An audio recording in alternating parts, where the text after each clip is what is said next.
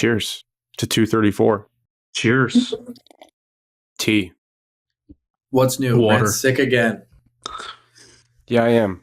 If you couldn't Dude, tell you're by sick my more voice. than anybody I know. You know why? 3 reasons. I don't shower. Just kidding. Number 1, you don't drink orange juice for breakfast every morning. Okay. Wait, let me write Number these down.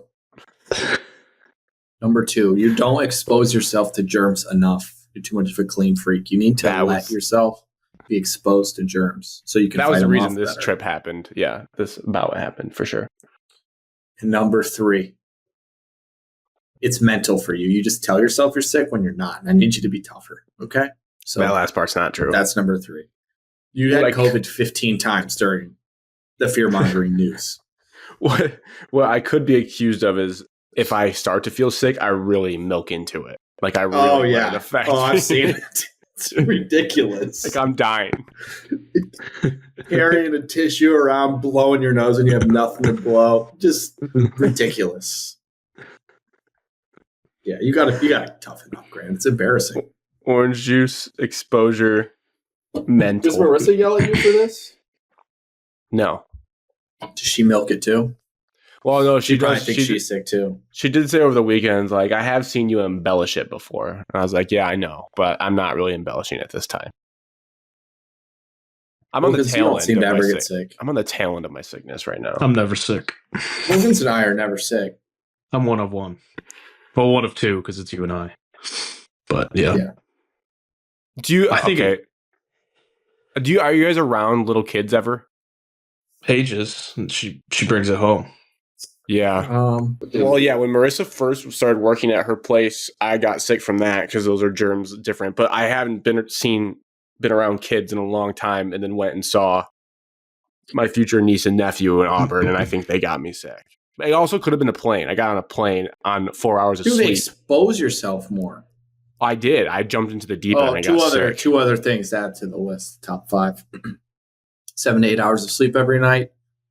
120 ounces of water per day. Oh, I do water for sure, and I'd get at least 7 hours. How do you know? This app I have called How does your phone know it's not connected to you? It sits on. You don't know how much you're actually sleeping during the night. It sits on my floor. It uses microphones, I think.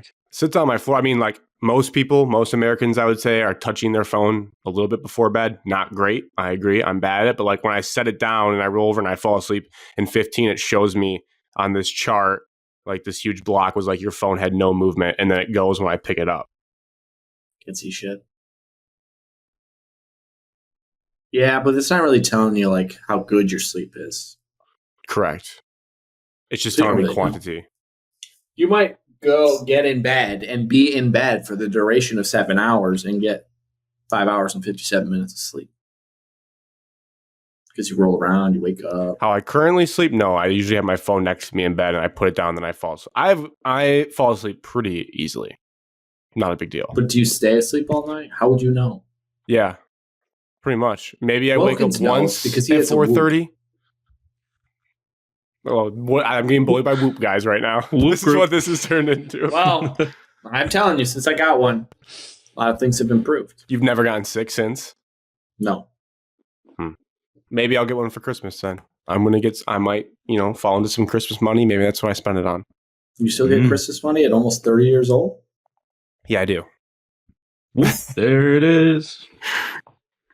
What's the monthly subscription for that? I don't know. I have the yearly. You're an annual guy. $300 a year. 300. Mine's $240. I think it's $199 right now. Somewhere between 200 and you can use that 300. Yeah. Is there like a pro level and like advanced level, or is it all like just? I'm sure they did that. Alex has the peak, or the life. It does blood pressure and something else. My blood pressure is always high. Always high. It scares me. EKG. Oh, it's a heart scan. Yeah.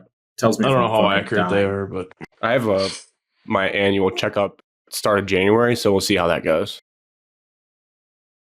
I don't feel like I have anything to report, really. Credit to you for going. from that. It's big. Yeah, I might have to get a new PCP though because it was preposterous to get on the waiting list. It was supposed to be December, which I scheduled like 4 months ago, and then I got bumped to January. If I get bumped again, I'm just gonna have to leave. It's like there's no room for me here. Anyways, this show is gonna be. We're gonna keep it nice and fast. We got a lot to get through. It's about as jam packed as you can have a show. The only thing that could have made the show crazier if like Scooble got traded or something. Well, I'll tell you, Alex. College football had one of the we're not biggest weeks of the spending that year. much time on it. Michigan, Ohio State played. Season takeaways. Who gives a about that? Well, I think people do, Alex. What else are we going to talk about? Michigan State season takeaways. Their season's done. They fired their coach. They hired a coach. What's next? Playoff talk. Crazy coaching carousel. Lions lost to Green Bay. Awful week of injury news. I have a big game tomorrow night before probably this actually gets fully released. And then college hoops. Our two basketball teams, Michigan and Michigan State, had great weeks. So just some topics on that. We'll move fast because there's a lot. First weekly check-ins. Alex, as always, what'd you do? Anything Went to notable Dallas share? for Thanksgiving. Saw my sister, saw her fiance, ate Thanksgiving on Thursday, and then hung out Friday.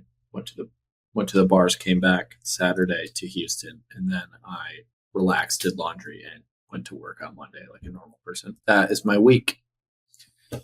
Any like cool bar moments? You said go quick, dude. I went quick. You made a comment about Wednesday night single man in Dallas. I went to the bar Wednesday too. Living the biggest dream. night of the year. Well, I mean, coming from a small town, Tecumseh, the talent in a big city on the night before Thanksgiving is much different than at Muck's Pub. It's all a lot of. What'd you have for turkey or Thanksgiving? Oh, we had turkey. Right. But no parents involved. That's a lot of pressure. What did the kids come up with? We're not kids. We're adults now. We're almost 30. No one there is 30, though. You're still a child. What did you guys do for Thanksgiving food? My sister ordered it from a restaurant, picked it up the night before. It was very good. Green bean casserole? Didn't have to make anything. No. Just regular green beans. Any yams? Casserole's gross. No. Dude, it was very simple. Green beans, turkey, mashed potatoes, mac and cheese, pie. Sounds dry. Didn't have it. Sounds dry. No gravy? There was gravy. Okay. This was one of the better turkeys I've ever had. Smoked? Really? It was from a fancy restaurant. It was very good. You didn't ask how they prepared it? It was you pick it up in a little drive-thru behind the restaurant. Hey, curious. man. You know how they made that? I know we already bought it, but yeah. You tell me how we made it? How'd you prepare this bird? What's the question? All right. Next, Wilkins. Your week?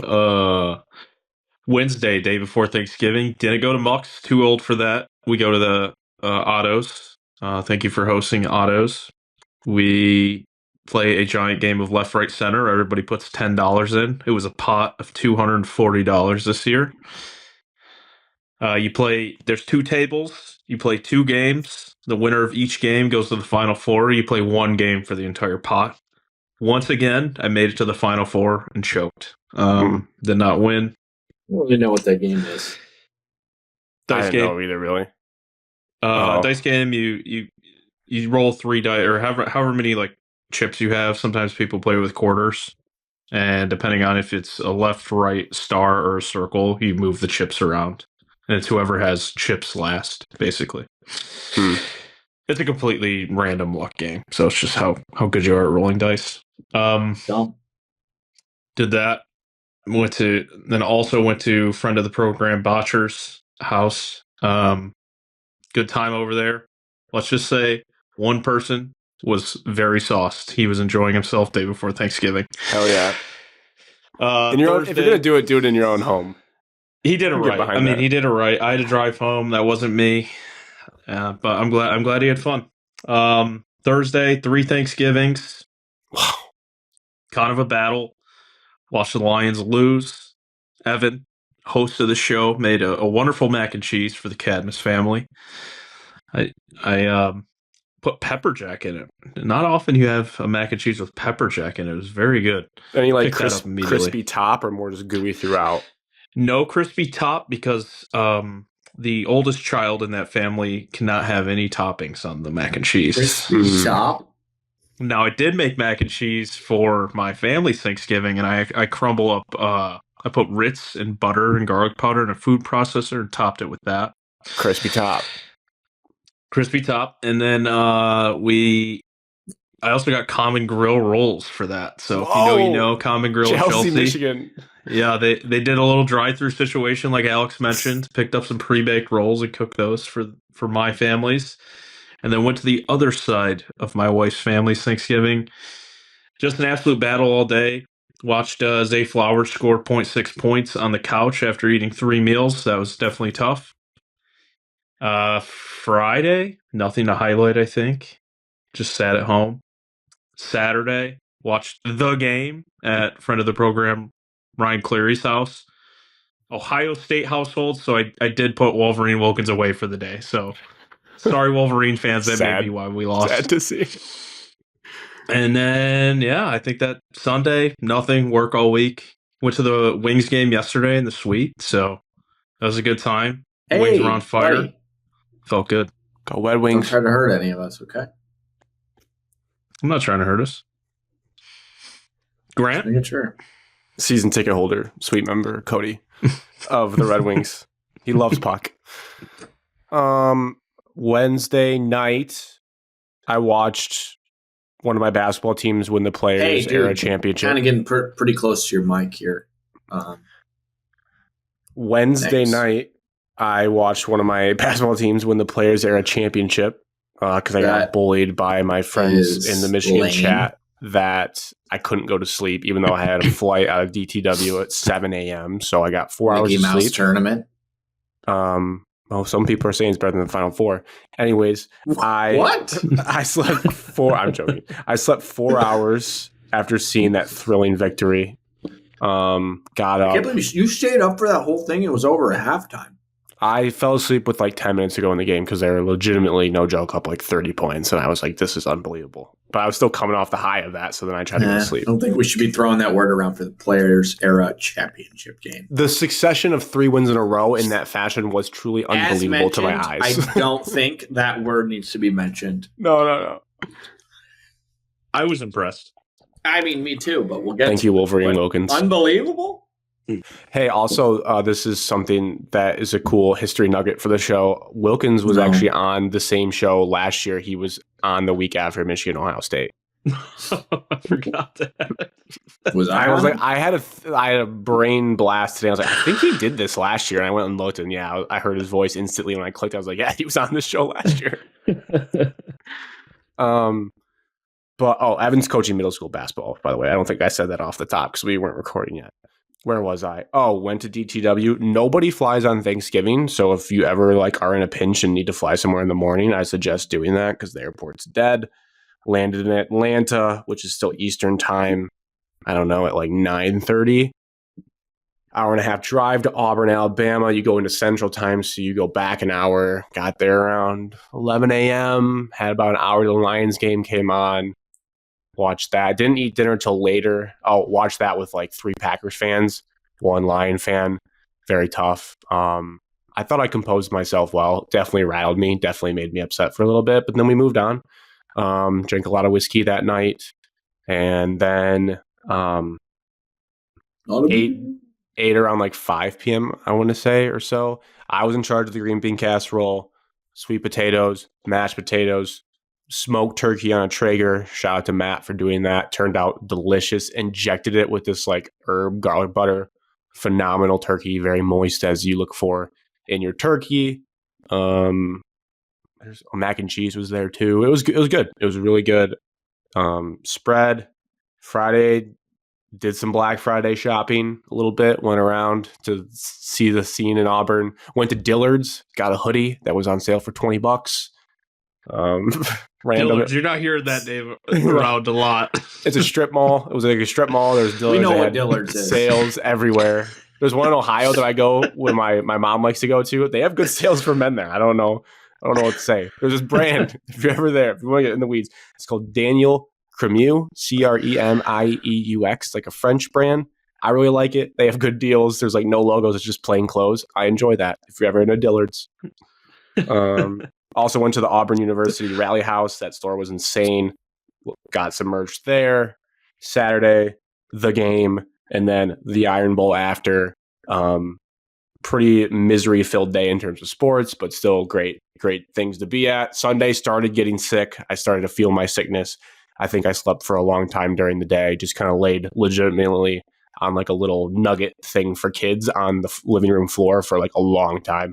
And then Monday, same kind of thing, like just chilled. And then our flight was at like 6 p.m. and then got back to Detroit, went to work the last few days. And I'm on the tail end now of my sickness, I think. Less like head cold, more just like runny nose, which is what I sound like now. That's pretty much it. I saw Riley Green as well on a golf cart. Well, at first it's going to the Iron Bowl. I saw Suni Lee. Yeah, Suni Lee, the gymnast. She was on a golf cart. I was like, I think that's Suni Lee. And then I knew Riley Green was there because they showed him on the big screen, and he played a concert the night before. And we were leaving on this big walkway, like, you know, when we walked in the A&M on that long path everyone's walking, it was kind of like that, leaving the stadium, and there was a cart coming the opposite way of everyone, and they whipped in front of us. And in the front seat, I still need to look at his Instagram or something, I thought it was Jordan Davis in the shotgun, because it was like the hat and then the big beard, and I was like, I don't know if that's him. But then, so I was already looking at the cart, and then it turned and I saw who was on the back. I was like, oh, that's Riley Green. And I just kind of said like, hey, that's Riley Green.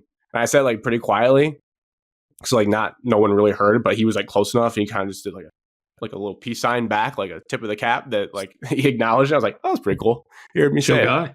Yeah, I think he was with a girl of some sort. I mean, as you would imagine, Riley Green rock star would be, but yeah, tough day for his Auburn Tigers. But they hired a new coach, so maybe they're on the up and up. All right, I think that gets us into. Thank God. That put you to sleep, Alex? Yeah, dude, yours are very long-winded and boring. I also just already know what you're gonna say every time, and so yeah. I mean, I think he always has one fun nugget. Like I don't Dillard's, think anybody listens to the beginning of our check-ins and it's like, God, that was the best part of the show. If you asked me a store that Grant shopped at, I could guess all day and I wouldn't get to Dillard's. And now I just learned. Grant looks like a Dillard's guy. Oh my God! There also the way he dresses, he is a Dillard's guy. I'm going to take that as a compliment. When in the strip mall, there was like I think in our Midwest, it's called like Mrs. Fields cookies.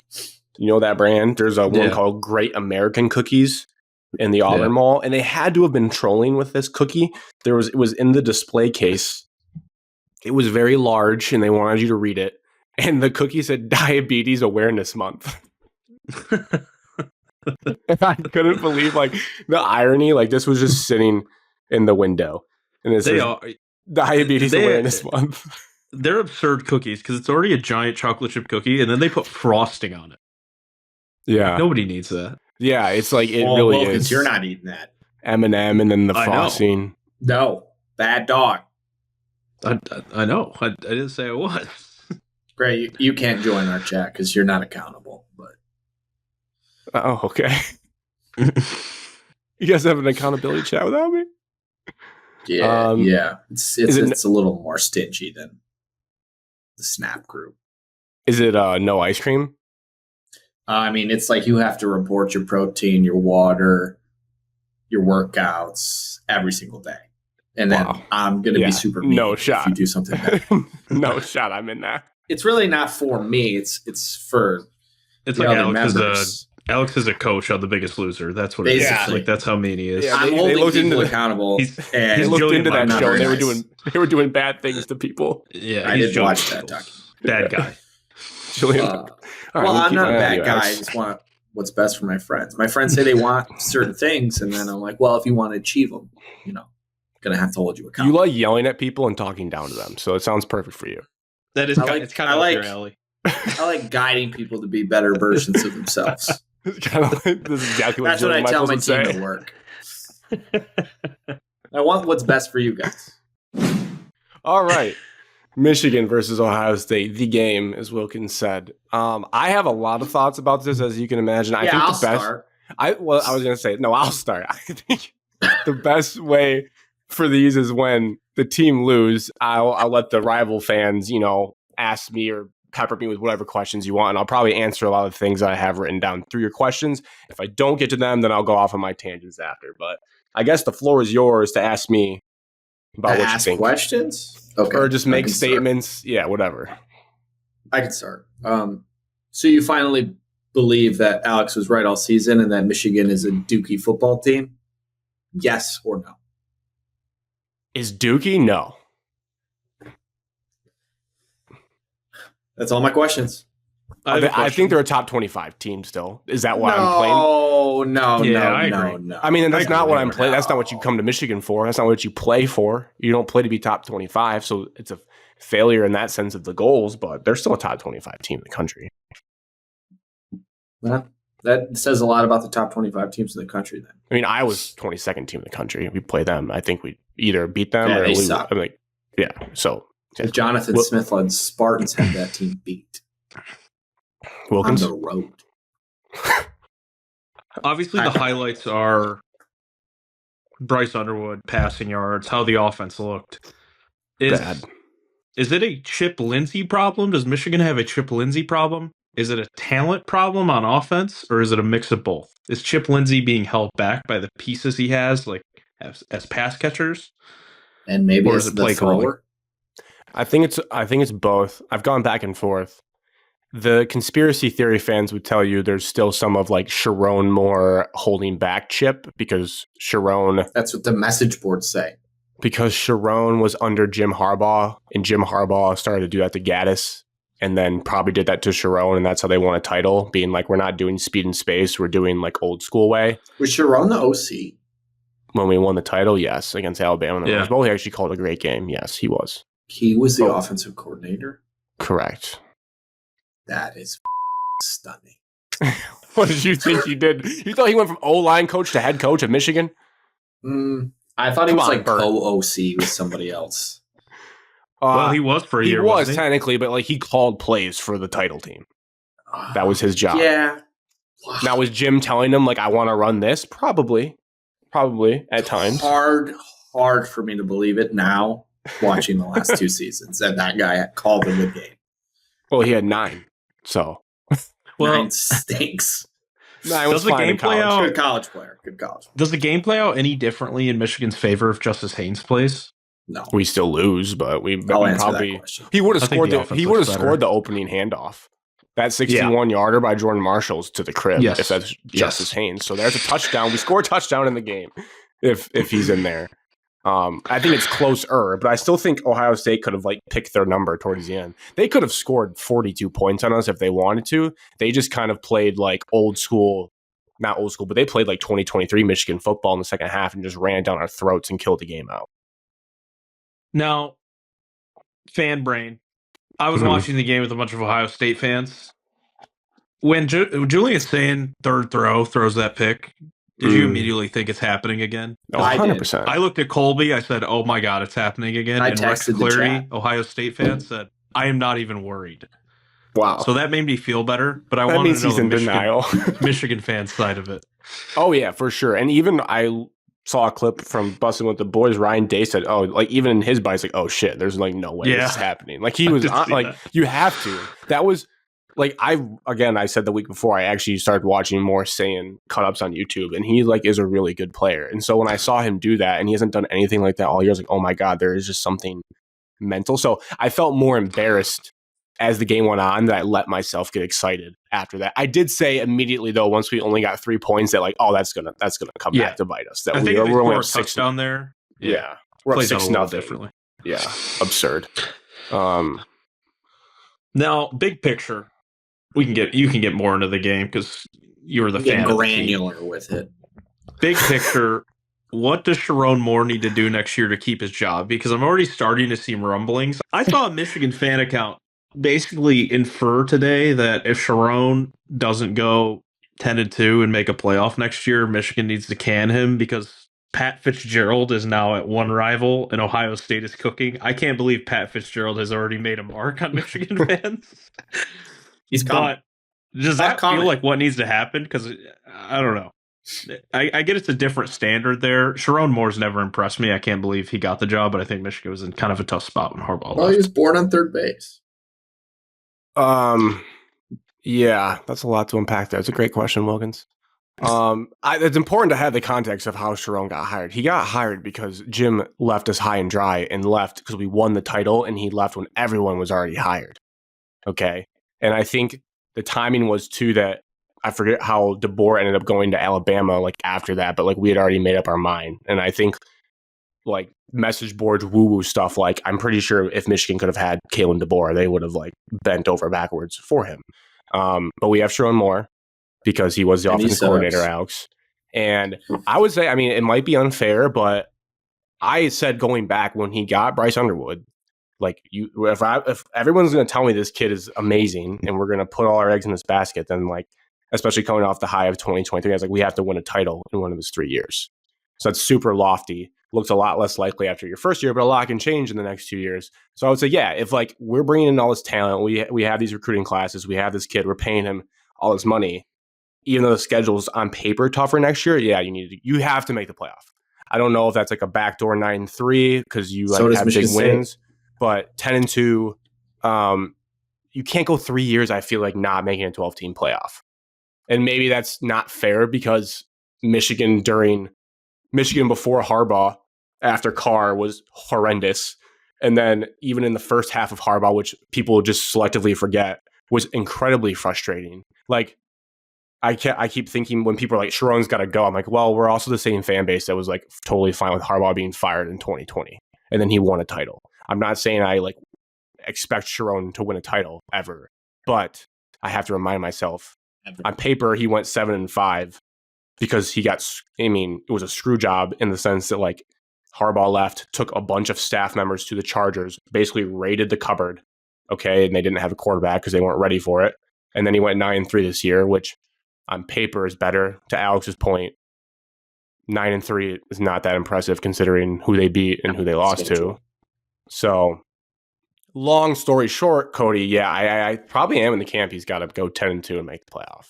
Or like I have a question. Fully content with him. But it's also who are you going to hire, right? Like if DeBoer sucks at the Penn State trap. If DeBoer goes 9-3 and misses the playoffs at Bama, but has a good season, but that fan base is psycho and he doesn't want to deal with it anymore, and we can take him, I'm game. But I'm not just going to throw him to the wolves for, I don't know. I mean, but there's a lot of coaches I would take over him right now. Just would not take Brian Kelly, by the way.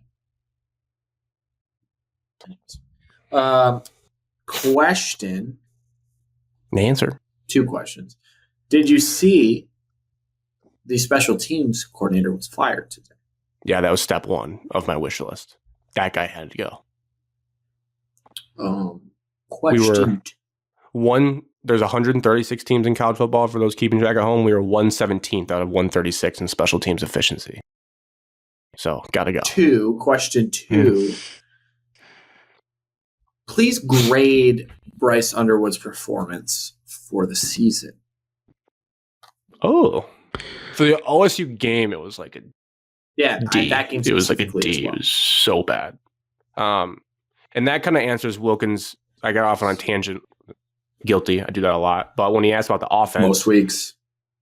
People are always like, to the point about the theory about Sharon, they're like, a Chip Lindsey offense at North Carolina doesn't look like Ohio State. It must be Sharon calling the plays. But then there's a great show, plug for Devin Gardner and Jake Butt do a show every week called The Blueprint, and they break down film. And I know like people can make fun of Devin Gardner because you guys owned him in the rivalry, but like he knows the quarterback position.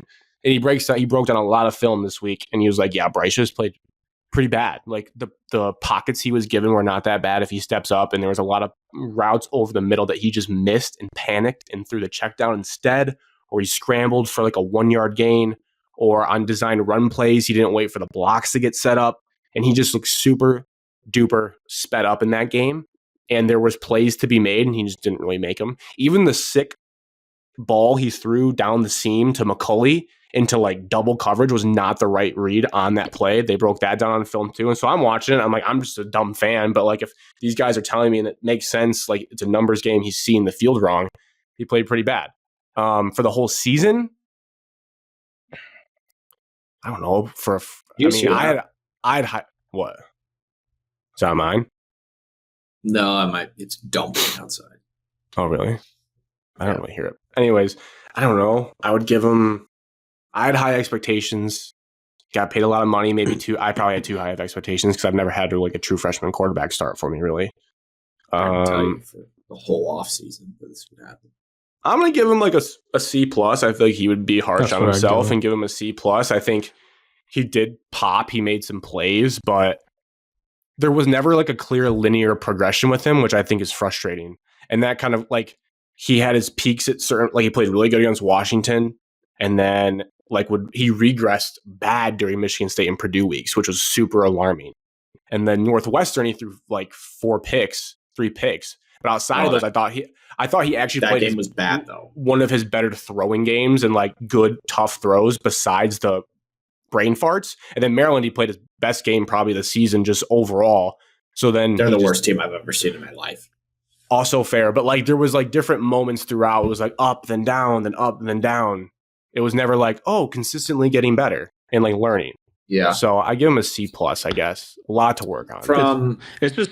It's such a bad spot to be in because he's a freshman quarterback, so you're not seeing how handcuffed Chip Lindsey is by the play calling. Because if Bryce isn't seeing it, and what can Chip Lindsey really do? And Michigan also doesn't really have anybody special. Andrew Marsh played pretty well towards the back half of the year, but nothing on against honesty. They don't have like it's insane. They don't have a true guy, so it's like, how much can Chip Lindsey really do? And Bryce doesn't have a safety blanket really, so I don't know. It's like the worst spot to be in as a Michigan fan. I feel like because you point the finger at everybody. That's a good point, Wilkins. Take number 1 is in this new era of college football where you're going to be paying players and you're going to divvy out a number to everyone. Expectations, fair or not, clearly did not live up to the salary he received for this year. So going forward, that would be a question. Like, obviously, are we paying this guy too much and we can't improve other things because of how much money he's getting, and how is that spread out? From a finance guy, that matters. Then kids want to get paid, but it's like the NFL. You're not going to pay. I would know. You're not going to pay a mid-tier quarterback the most on the roster if he sucks. Like, you're just not going to do that. And obviously, he can improve. He's 18 years old or 19 years old, so whatever. But in terms of return on investment, year 1, not great. Take 2 is, as Wilkins and I have seen firsthand, watching an 18-year-old quarterback with lofty expectations and all the talent in the world. You look to see the jump in year 2. That's when they're supposed to, progress. The problem with Aiden Childs is who I'm talking about. Was they couldn't read a defense to save his life. Still can't, if anyone's wondering. That's why he got benched. And if that's what Grant said, Bryce is missing all these reads, and that doesn't improve, then I would have some serious worries about where he's going to go as a quarterback. Because you can have all the talent in the world as a quarterback, but if you're not smart and you can't read a defense, not going to work. Not going to work. So I'd be a little worried. They talk all the time. I don't know how bad Chip Lindsey's offense is either, but I've heard so much throughout the season how and it's not just Michigan coaches saying it. It'll be like people that I wouldn't have a vested interest in it talk about how Bryce is a grinder. Like, he's always in the film room. Like, he's not just like walking around campus thinking like my talent will get me to where I need to go. So I have faith. My other wish list, special teams gone, that guy gone, but we need to hire a designated QB coach. Like, Chip was offensive coordinator and QB coach.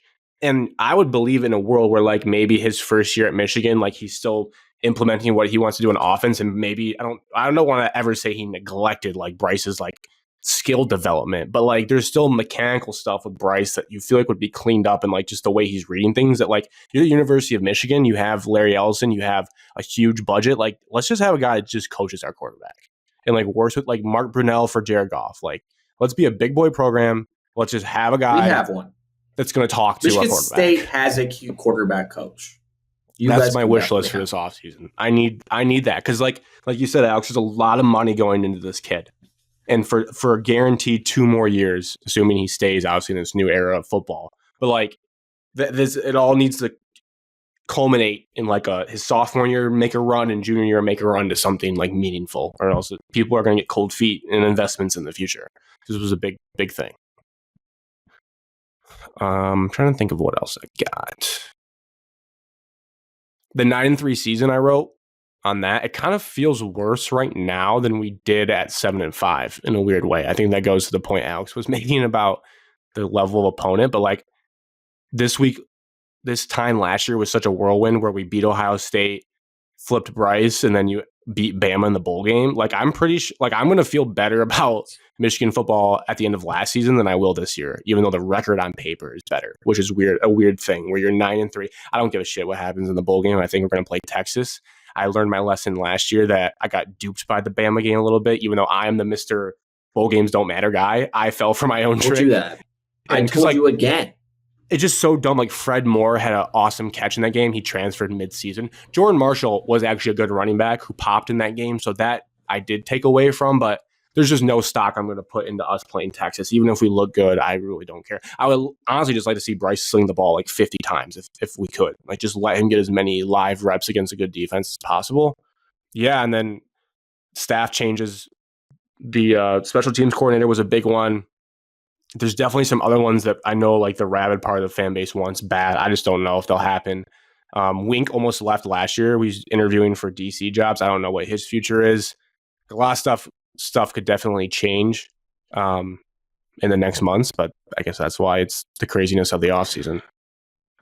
I think Wink needs to be the number one priority for Sharon to keep because it's kind of clear. I think if you have Wink Martindale with that defense, you're going to win at least 7-8 games next year. I mean, you did it last year. Because NFL-wise, the season's timeline is so much different than college. Like, Wink could leave at the late hour, and then who knows?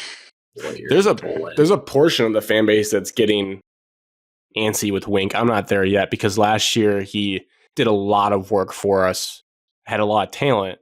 This year we did regress a little bit in terms of statistics.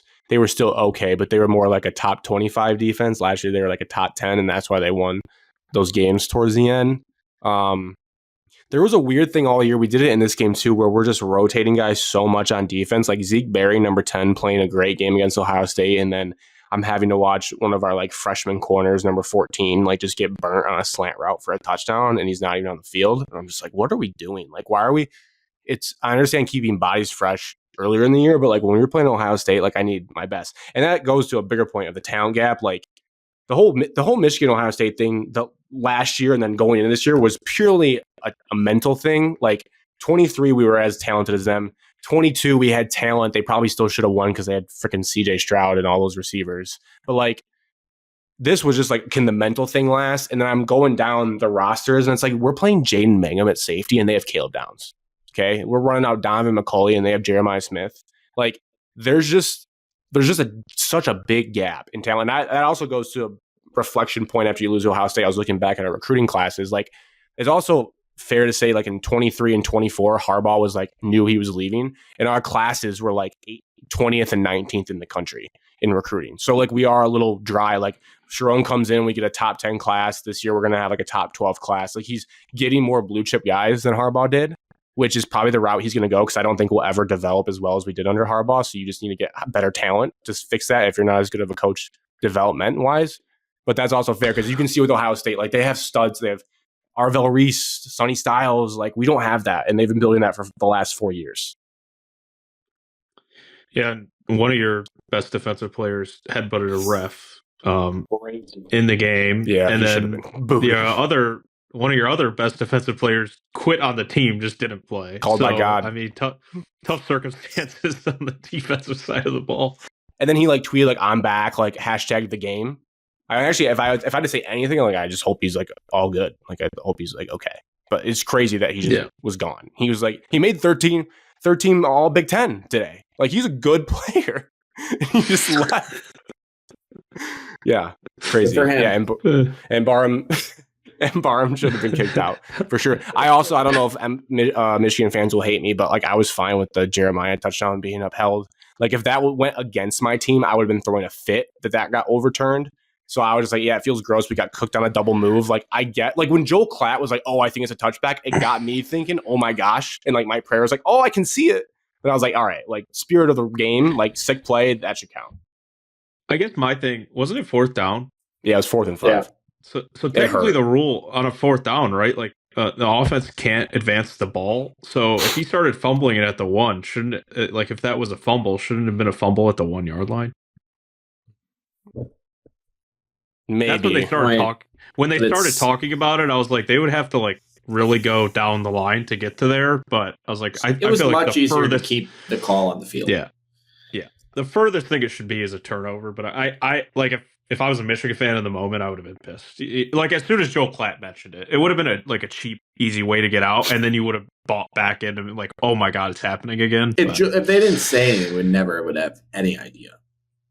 Yeah. Oh, 100%. Yeah, it's one of those things where like they said when it first flashed to reviewing the play, I was like, what? Like the clock? Like someone didn't like stop the the clock. It was like I was just going to say it's like Kenneth Walker touchdown. When he ran in and was like started fumbling it. But I mean, we've been on the wrong and right side. Like in this game, everything's scrutinized. Like the JT was short year, and then 23, we had a touchdown where Roman Wilson caught it, and it was almost simultaneous possession with the defender, and it could have been a pick, and they let it stand for us as a touchdown. Yeah. So it's like I'm sure they still hate that. So I was like, yeah, they were the better team. They still would have won. Even also, if take it was that away, they down. win.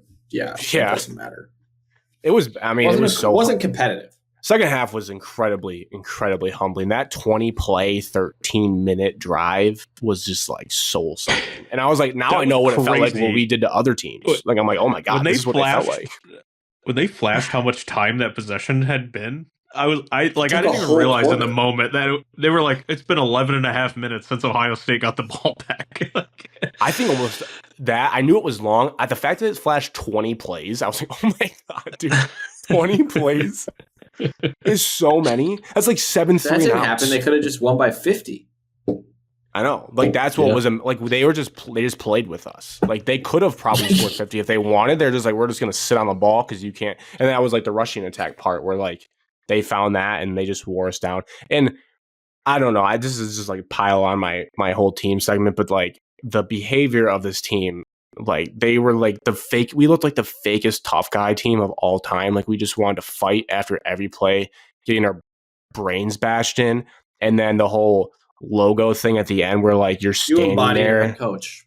Like I just don't understand. I have to play it fair. I said, if a team beats you, they can do what they want with their flag on your field. That's my stance. Like we did to them in 22. No fight happened. Texas beat us in 2024 last year. They planted their flag. It's week 2. No one gives a shit, but they did. I was like, that's fine. They just came in and stomped us. And then I made fun of the Ohio State players like Jack Sawyer for crying, grabbing that guy with the backpack, saying, we can't do this on our field. Like, I think that's hilarious. Like, who cares? Go to your locker room. So, yeah, we look stupid standing there trying to prevent something that they have every right to do. Like, just go to your locker room. I was like, this is ridiculous. Like you want to defend your logo now after you just got spanked for 30 minutes in the second half. Like, I was like, what are we doing, guys? And I'm sure a lot of it is like the walk-ons and the hype squad on the bench that's like, this is our role in the game. Like, I would like to think like Jordan Marshall's not staying out there. He's going to the locker room. Like, he's like, I'm hurt and I don't care. I lost. It's just wild. It's just a bad look. It's bad luck. It is. It is super lame. Super lame. Gotta defend our middle logo on the field here, guys. They moved like equipment carts out there. Yeah. Yeah. What the are you doing? Credit to Ryan Day though. He's a bigger guy than me for him like telling his team to get off the field basically and not like running it up. Because when they got the ball back with what was it like a minute and a half, 2 minutes, I was like, sure the game's won. Ryan Day is taking a shot just to run up the score, and he didn't do any of that, and he didn't really make any comments after the game. Close. So. Yeah, it's sneaky like smart too because then it gives the team less motivation for next year. It's kind of like the 4D chess thing. I just think like the worst thing that ever happened, well, twofold. Like Ohio State kicking our butt for all those years, like kind of puts Harbaugh to the brink of desperation and maybe unlock something with that team of like we have to beat them. And then it was just weird how looking back at the two teams, how we got to this point where, like, from our side, we beat Ohio State 3 years in a row, and then, like, it culminated in, like, playoff success as it fouled, and we kept getting 1 inch closer till we won the title. And then that, like, broke Ohio State. And so they, like, kept losing to us, but then they lost to us again, made the playoff because of the 12-team era. They had those 2 to 3 weeks, whatever happened in Columbus, those 2 to 3 weeks before the Tennessee game. I don't know what they did. They just turned into a different, like, look in their eyes and played a different way. They ripped through the playoff. They win the Natty. And that's why I said to Alex and Evan, I was like, I'm just scared that, like, Ryan Day doesn't really have the monkey off his back for the Michigan game yet. But, like, he kind of knows he's bulletproof because they just won a national title. And he's like, well, I just beat 4 really good teams in a row. I'm just going to keep playing balls to the wall like that versus Michigan and not overthinking it, and we'll probably beat them. And they haven't lost. And he lost both coordinators, too, after the national championship 20 run. draft and picks. Chip Kelly was kind of late in the cycle. Yeah. Their defense is incredibly impressive. Like, their offense I knew would be fine because they have Jeremiah Smith. And Sane impresses me. But, like, they lost They might have the number one pick of the draft. Yeah, that Reese kid they kept talking about. Yeah. I mean, they lost so many pieces on defense, and they got a new coordinator. And I guess credit to Matt Patricia, which is gross as it is, but he just, like, has them playing incredible. We're just at different spots as programs right now, despite the recent Indiana success basketball from both. lost to Minnesota. I had a feeling they might. I looked at that game today, and I was like, that's a new coach. They're going to the barn for the first time, probably losing. They did. And also Arkansas spanked Louisville on the road. Yeah. Very nice. Good win. What else did I have to say? Sharon had another stupid timeout thing. He took a timeout right before a 2-minute warning. He just continues to do dumb stuff. Let's just be honest. He's not a good coach. I don't know if you guys were watching game day. They had, like, Jess Sims interview him when the stadium was still empty, and then they cut back to game day, and, like, McAfee and Saban were just like, he looks so cold, like, after the interview, and I was like, yeah, the vibes are off if you can tell the head coach looks cold already. I just don't know. Even with his silly little gloves on.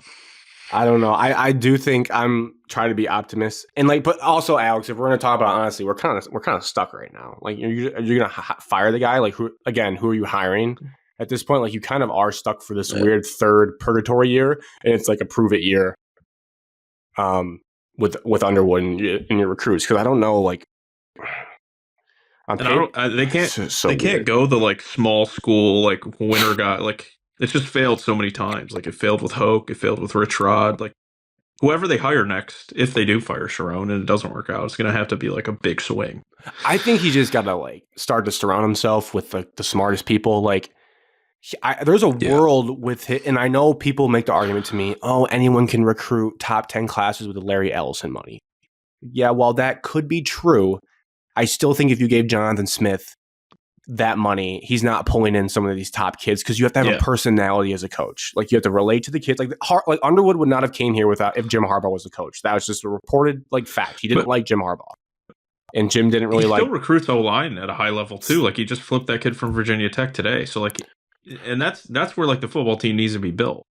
So he is good at that. It's just and I think that's my vision. Wilkins is like, I'm trying to pitch myself that he's just like the recruiting CEO type, and he does let Chip Lindsey do whatever he wants on offense or whoever he hires for that.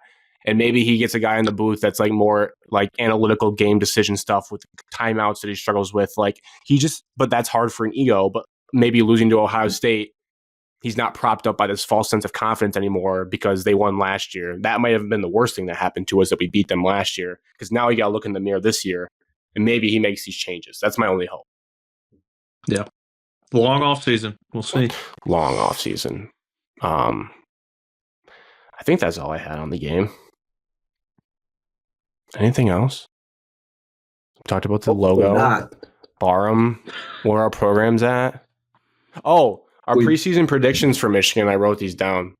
No, this is fast. I think Alex. was nice too, guys. Alex, you nailed it. You were 9-3 for the year. I was 10-2, so 1 off there. And then Evan was 7-5, so he was 2 off on the low end there. Someone's going to have to say, good job, Alex. Good job, Alex, on that one. Thank you. Now, I guess, did I do Michigan State next? You have your season takeaways. I can sum this up pretty fast, I think. No, now I ask the questions. First of all, record predictions, since I have it pulled up. Grant was Definitely closest at 6-6. I was 2 off. Alex, you were 7-5, so 3 off, and Evan was 8-4 with 4 off. So if you're doing the total, Evan was 6 combined wins off between the two schools. Alex and I tied with 3 wins off for the two schools combined. So I win by default. No, we tie. For getting one correct, I win. First, with the start with the guy that got fired. What are your question? Yeah, to Wilkins first. What's your takeaway from the Jonathan Smith era, or what's your lasting memory when someone says Jonathan Smith in 20 years from now? I'm gonna say better guy than football coach. I'm gonna say nice guy. That's my immediate thought. Every time somebody says Jonathan Smith, I'm like, nice guy. That's about all I can say for him. I will say I was jazzed about it at the time because West Coast guy brings in Aiden Childs. There's some hype. He's like a QB guru. You want to think the offense is going to be great, and I don't think it was ever going to work. Just West Coast coming into Big Ten country. The problem is he's a guy that hitched his entire career at Michigan State on one quarterback. It was Aiden Childs, and it just didn't work out. Whether that's the kid's fault, whether that's his fault, whether that's the OC's fault, the O-line, we had O-line problems. Who knows?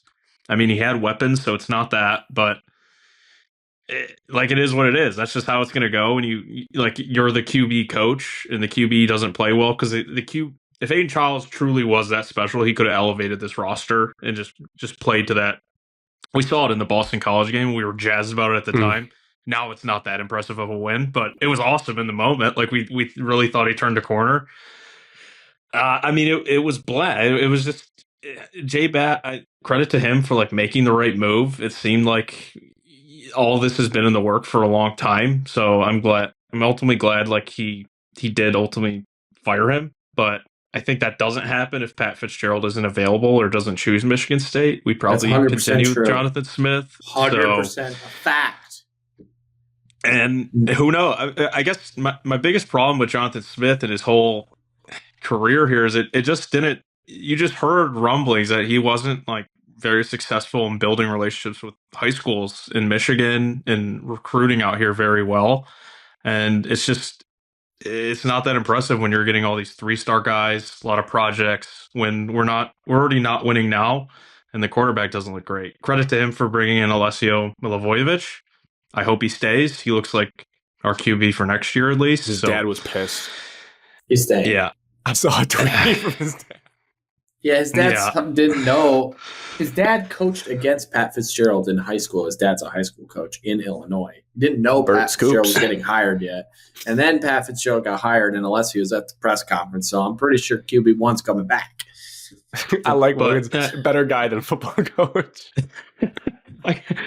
I guess all in all, I'm not that upset. I don't hate the guy. It's not I have really no hard feelings. It just didn't work. It didn't seem like we were moving in a direction that was going to work for the future. So we got to move on. We have this whole initiative with Fort Sparta. I think it just made sense to bring in a new head coach and get people jazzed about the football program, so you can bring in money for the athletic department. And that's what J-Bat's doing, and I'm on board. So we'll get to Pat Fitzgerald later. I just want to give Smith a hug. I feel like he'd be a nice hang.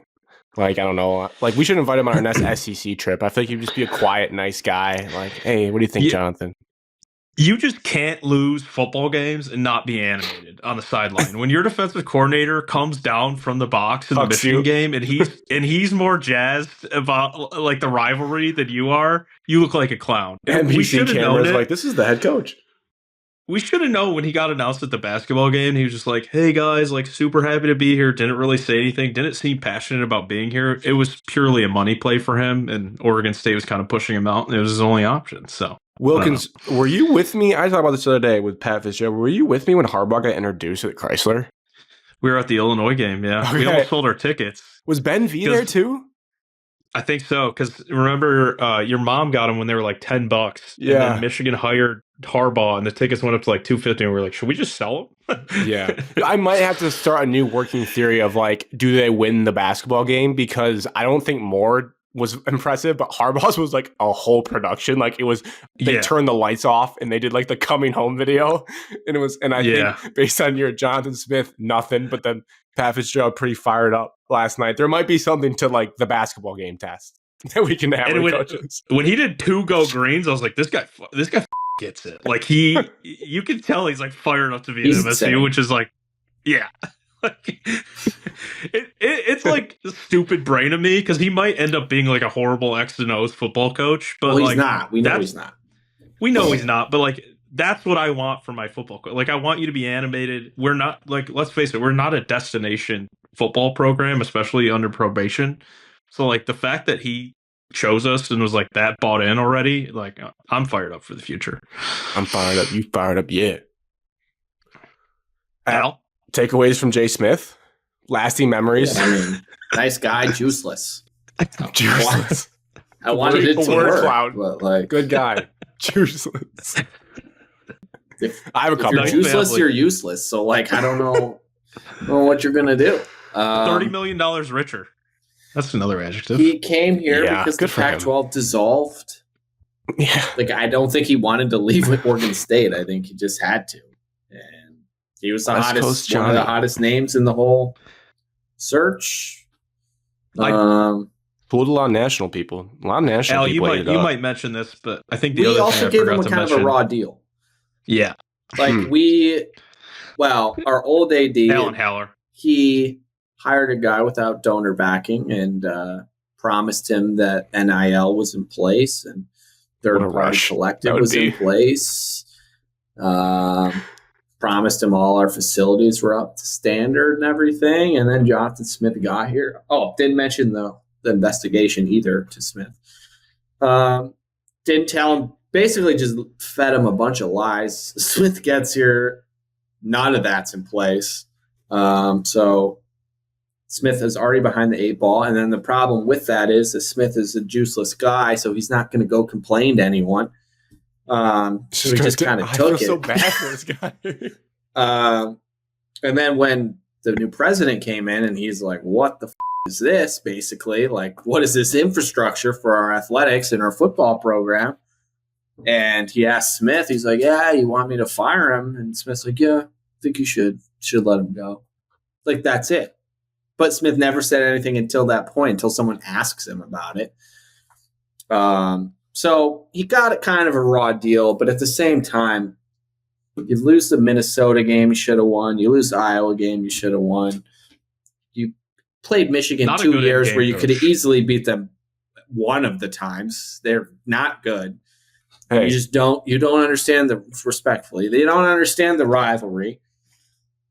You don't give any emotion. The most emotion I saw all 2 years was when Maryland missed the field goal on Saturday to tie the game from 23 yards. They missed it, and he goes, I was like, that's it. That's the most emotion I've seen in 2 years. Tiger Woods fist bump. You definitely knew he was gone. That's why he went for it on 4th down at the end of the game to try to score a touchdown. Good for him. You still watch that intently? Yeah, I watched the whole game. I mean, I watched it. I can't lie. I was like a little emotional after we won. They kind of showed him, and he looked so sad. Like, I was just like, God, just such a nice guy. And that just shows the difference. Like, when Harlan Barnett, when we lost that game to Penn State Ford Field, I walked through the streets of Detroit like screaming obscenities at Harlan Barnett. Oh, that's devastating. It wasn't like Jonathan Smith. I was like, I just like he looked like an injured bird. I was like, I just want to like pick him up and nurse him back to yeah. Yeah, and that's the problem because the face you can't have that as a football face of your football program cannot be someone you feel bad for. Okay, you can't be. My takeaways or my jokes, I guess, at your expense were it's tough. The LA Dodgers did so well in his 2 years in October because we know that took up a lot of his time because he's a big Dodgers guy, as they would say. I know nothing about this dude. Safe guys, like you said, Wilkins, or like he's a better guy. Like you did have one of the most reckless coaches in college football history, and Mel Tucker just steamed through your program. And they're like, who's the safest, most vanilla guy that will not cause a single problem in the country? And there was a photo of Jonathan Smith, like that guy. True. And then my last one, the quote that I'll always remember is his post game after the first round. He goes, "That sucker is different." When yeah. the rivalry. I know about that sucker now. I think we need to get shirts of just like Paul Bunyan, Michigan, MSU, and on the back it just says that sucker is different. You got to remember, these are people's jobs, and Smith's getting $30 million, so good for him. But all of his assistants, they get canned. They don't have money. It is someone's job, someone's life. Should make fun of it. We just how we feel bad for him. We can still laugh. He's getting $30 million, so we don't have to feel bad for him. True. Yeah. Nice vacation, as Colby said. The rest. Hope he takes his family on a nice vacation. It is tough because he didn't get the Oregon State job, and UCLA is going to be filled. So I don't know where he's coaching next year. Nowhere. Well, he could be an OC. I mean, he was OC for Chris Peterson. Yeah. OC at Washington. Get on that jet fish. I don't know why Smith didn't take over calling plays like the start of year 2 after the disaster. Yeah, he did. He skipped that step. That's like step 1 when you're like, he should have taken play calling, but he never did that. Yeah. Sharon's doing that in week 5 next year for sure. I'm calling plays. I would say from an outsider perspective, you guys can fill me in on how you felt. I kind of in the chaos of my rivalry, the Iron Bowl, I kind of forgot that Jonathan Smith was on the table to be fired, but it made sense, the timing. I guess I was impressed / surprised at how quick the process moved. I think I told you for months on this show that they were doing it in the background. They were like, no, why don't they just fire him now? And it was out of respect to Jonathan Smith is why they didn't fire him, okay? Come on, just listen to me for once in a while and you would know stuff. You think it was more respect for him or more they were crossing their T's with Fitzgerald? I think it's 50-50 respect and 50% making sure that Fitzgerald is going to take it. I think it was calculated by Jay Batt. I think to it's more align Fitz, with the Fort Sparta initiative. I think it's they more needed Fitz. to know. The rumor is that they wouldn't have hired anybody else, and they would have kept Smith for another year if Fitz. Because Fitz reached out to us. Play this scenario though, like I understand being respectful to Smith, but if they knew Fitz was on board like 2 weeks ago, you should make it because that gives them more time to signing day. Yeah, if we're playing. Okay, sure, but eventually you're gonna have to like get some recruits, which is a rebuild. That's what it's for. But I'm more so like we got 14 kids today. Anyways, I was impressed at how buttoned up it was. It was hire within like 3 hours. It felt like maybe less. So that's impressive. That just means you have a plan. Even if you strike out on the candidate, I like to know that my AD has a plan. He's not like Pat Kraft or whatever at Penn State, who just like didn't really have a plan. The rumor is for Penn State is that they're promoting the other guy. Which is a clown move. The interim. They're promoting the interim, Foster, and they're firing Pat Kraft. I started hearing Brian Dable smoke today, which intrigued me. I was like, oh, that could splash. Liam Blutman said that. Yeah. I feel like he's surprisingly plugged in. He's the Scoops guy now. What a world for the guy. Right about everything. But yeah, I guess we can pivot that to Pat Fitzgerald. He was in my tier 2. I never revealed my tier. I didn't have a chance to give my tiers because Smith got fired and it was hired so fast, but he was tier 2. He's a great hire, great Midwest fit. And I thought it made sense. It's a good marriage. I'm sure you guys are excited. Do you know the top 3 Michigan State candidates? Pat Fitzgerald. Interest from them and interest from us? No. I know Pat Fitzgerald, and that's it. I'm not on the board. There were 3 guys. Jeff Brom. Makes sense. Fitzgerald. Midwest guy. Jeff Brown was on my tier list. Yeah. And Bob Chesney. He was Jeff was gritty dudes who win. That would have been fun. Fitzgerald is. No, he's great hire and great Midwest fit. He was like the 3rd coach. It was Franklin, Matt Campbell, Pat Fitzgerald. Matt Campbell was out because, and so was Alex Golish. Like Matt Campbell just is an agent for himself. So he's always like behind the 8 ball on these things. There were like 3 guys that had the same agent as Smith, and that agent we just couldn't do it. That agent was saying that he would not let his clients go coach for Michigan State after we did Jonathan dirty. Damn. So, I mean, that's what Sexton's Alex doing. Golish was one of those guys. Yeah. I think Golish is going to be sick at Auburn, but I think Golish makes more sense at an SEC school anyways. So I don't know. I didn't think he fit with us anyways. But. No, I think it was Chesney or Fitzgerald or Fitzgerald nothing. makes so much more more Smith. I think it was Fitzgerald or nothing. My positive pitch to you guys, I think I said it once in offhand, but the more I think about, like, this is your AJ Hinch Tigers moment. It's a perfect marriage. Like, Tigers were buns then. You guys are buns now. Hey, be nice. We beat Maryland 4-8. But you have this guy. He's got his scandal. Hinch had his scandal. You bring this guy in, inject life. Like, I think that's perfect. Fitzgerald was fully vindicated and had no charges against him or anything, so he had no knowledge. Yeah, but no one thinks like Hinch is that bad of a guy. I'm just saying they were like smaller scandals in the grand scheme of scandals.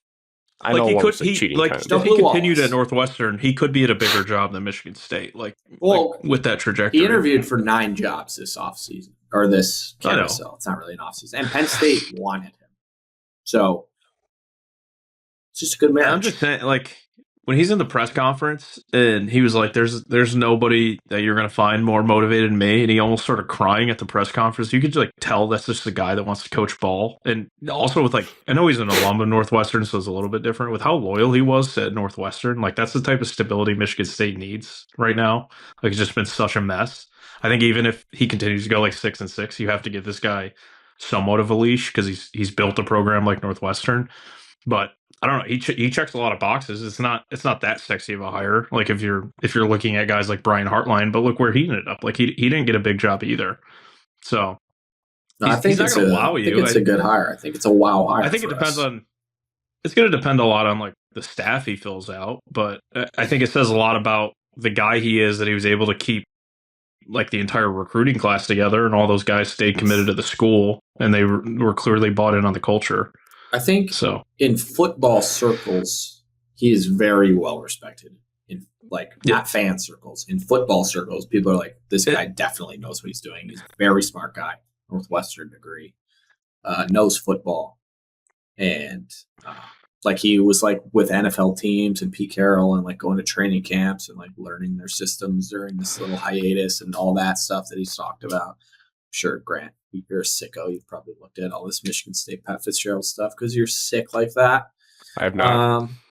Well, he did that for 2 years, and he's been working with like Excel Sports on like scouting and like how to deal with NIL and the transfer portal and all this stuff. So like, it's completely changed his approach, which I like. And he basically called out any like coach that is like not willing to use the transfer portal and NIL, and he's like very much embracing it and saying the landscape is changing on a day-to-day basis and he's going to change with it. So that was good to hear. I've never heard Jonathan Smith talk more than 5 minutes at a time. So just hearing that was good to know that like he knows what it takes in this current era that he can't do what he did at Northwestern and think it's going to work at Michigan State.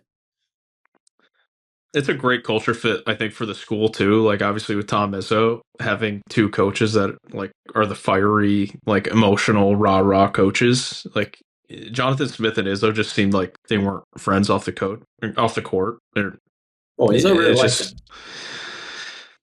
He's a nice guy. I get like, Wilkins' point though. Gonna like him. You don't need your football level of friendship. Like that's not a need. You don't need your football coach and your basketball coach to be best friends. But there is like a symbiotic relationship there, and it benefits the athletic department as a whole. So I think it's nice to see how much they kind of already like each other, and Tom Izzo's on board with it. So I'm on board with it. Also, Pat Fitzgerald and Mark D'Antonio are like very, very good friends and have been very good friends for a long time. That was part of the. Yeah, I think the biggest thing, obviously, like the haters will point to the last couple of years in Northwestern. I don't put much stock into it. The one thing I would say is, it's just basically what you said, Alex. Like, what did he learn from this hiatus?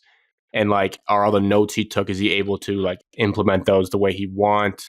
Is he going to get overwhelmed by being back in it for like? It might take him a little bit, but it sounds like if he's being truthful for like, I'm going to change my ways and not be old school, and he'll have more resources and less like. Northwestern is one of those academic schools like a Stanford too, where it's just hard to get certain kids in there, and it's like that's just the nature of the beast of the transfer portal. Like they couldn't get anybody. Yeah, like Michigan couldn't get anybody for a while. Michigan's gotten like better at it. Like there'll be some kids where it's just like they seem to let Dusty get over who he wants because Dusty doesn't play with that. But there's just like in 2021, Michigan wasn't getting like big name transfers. No, we had to get like a center from Virginia, and that's about it, or like a center from Stanford. Like you get like offensive linemen who are smart from other schools of that academic standard, but like that's going to be helpful for him. Like he's going to have more flexibility. So I don't know. And you just know your team's going to be tougher, probably more disciplined. Because those Northwestern teams are always 50 procedural penalties this year, I would hope. Yeah, Northwestern teams were always a pain in the butt to play with. Even if their record at the end of the year wasn't great, you're just like, Northwestern's going to be pesky. So that's just what I think of. But you could tell he's bought in on the culture too. Like he gets off the plane and he was like joking with Sparty, and he's like, I want one of these hats, like I want a Sparty helmet basically. And he's like, you like to go green at the basketball game and all this like little things. And like, I'm sure he'll continue to get embedded in that. But that was like where Jonathan Smith missed. Like, I don't think he gave a shit at all about like being in Michigan. Because I'm sure like part of him, because like this is where he works, this is where his family lives.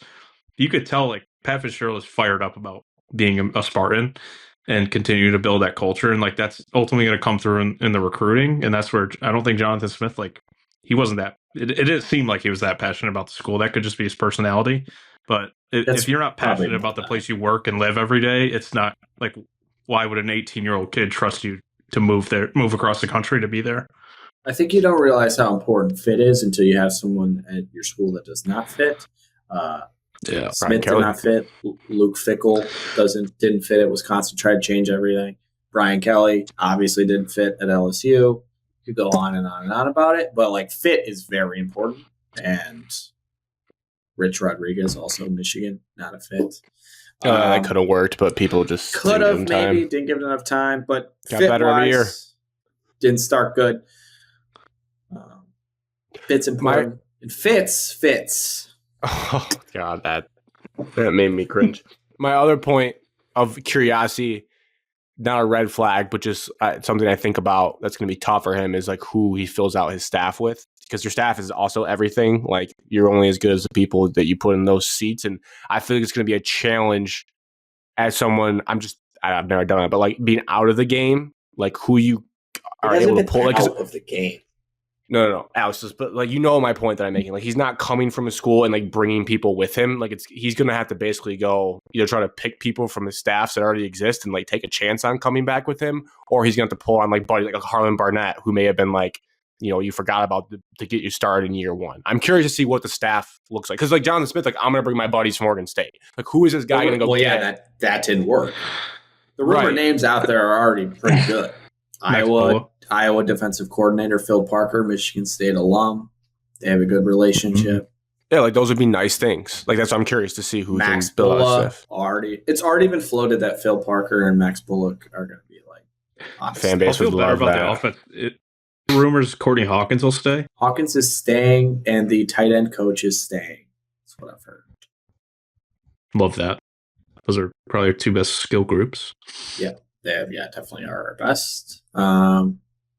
Offensive coordinator is the biggest question mark. I think all the hires will be good in terms of like his defense, because he's a defensive guy. He's got a ton of connections. Like I don't think that's going to be a problem. And even if he gets like a up and comer DC, he is a defensive guy, so like he can put his hands all over the defense. Yeah. So more offense is what we're looking for. Offensive coordinator is the only thing I'd be like, I don't know who that's going to be.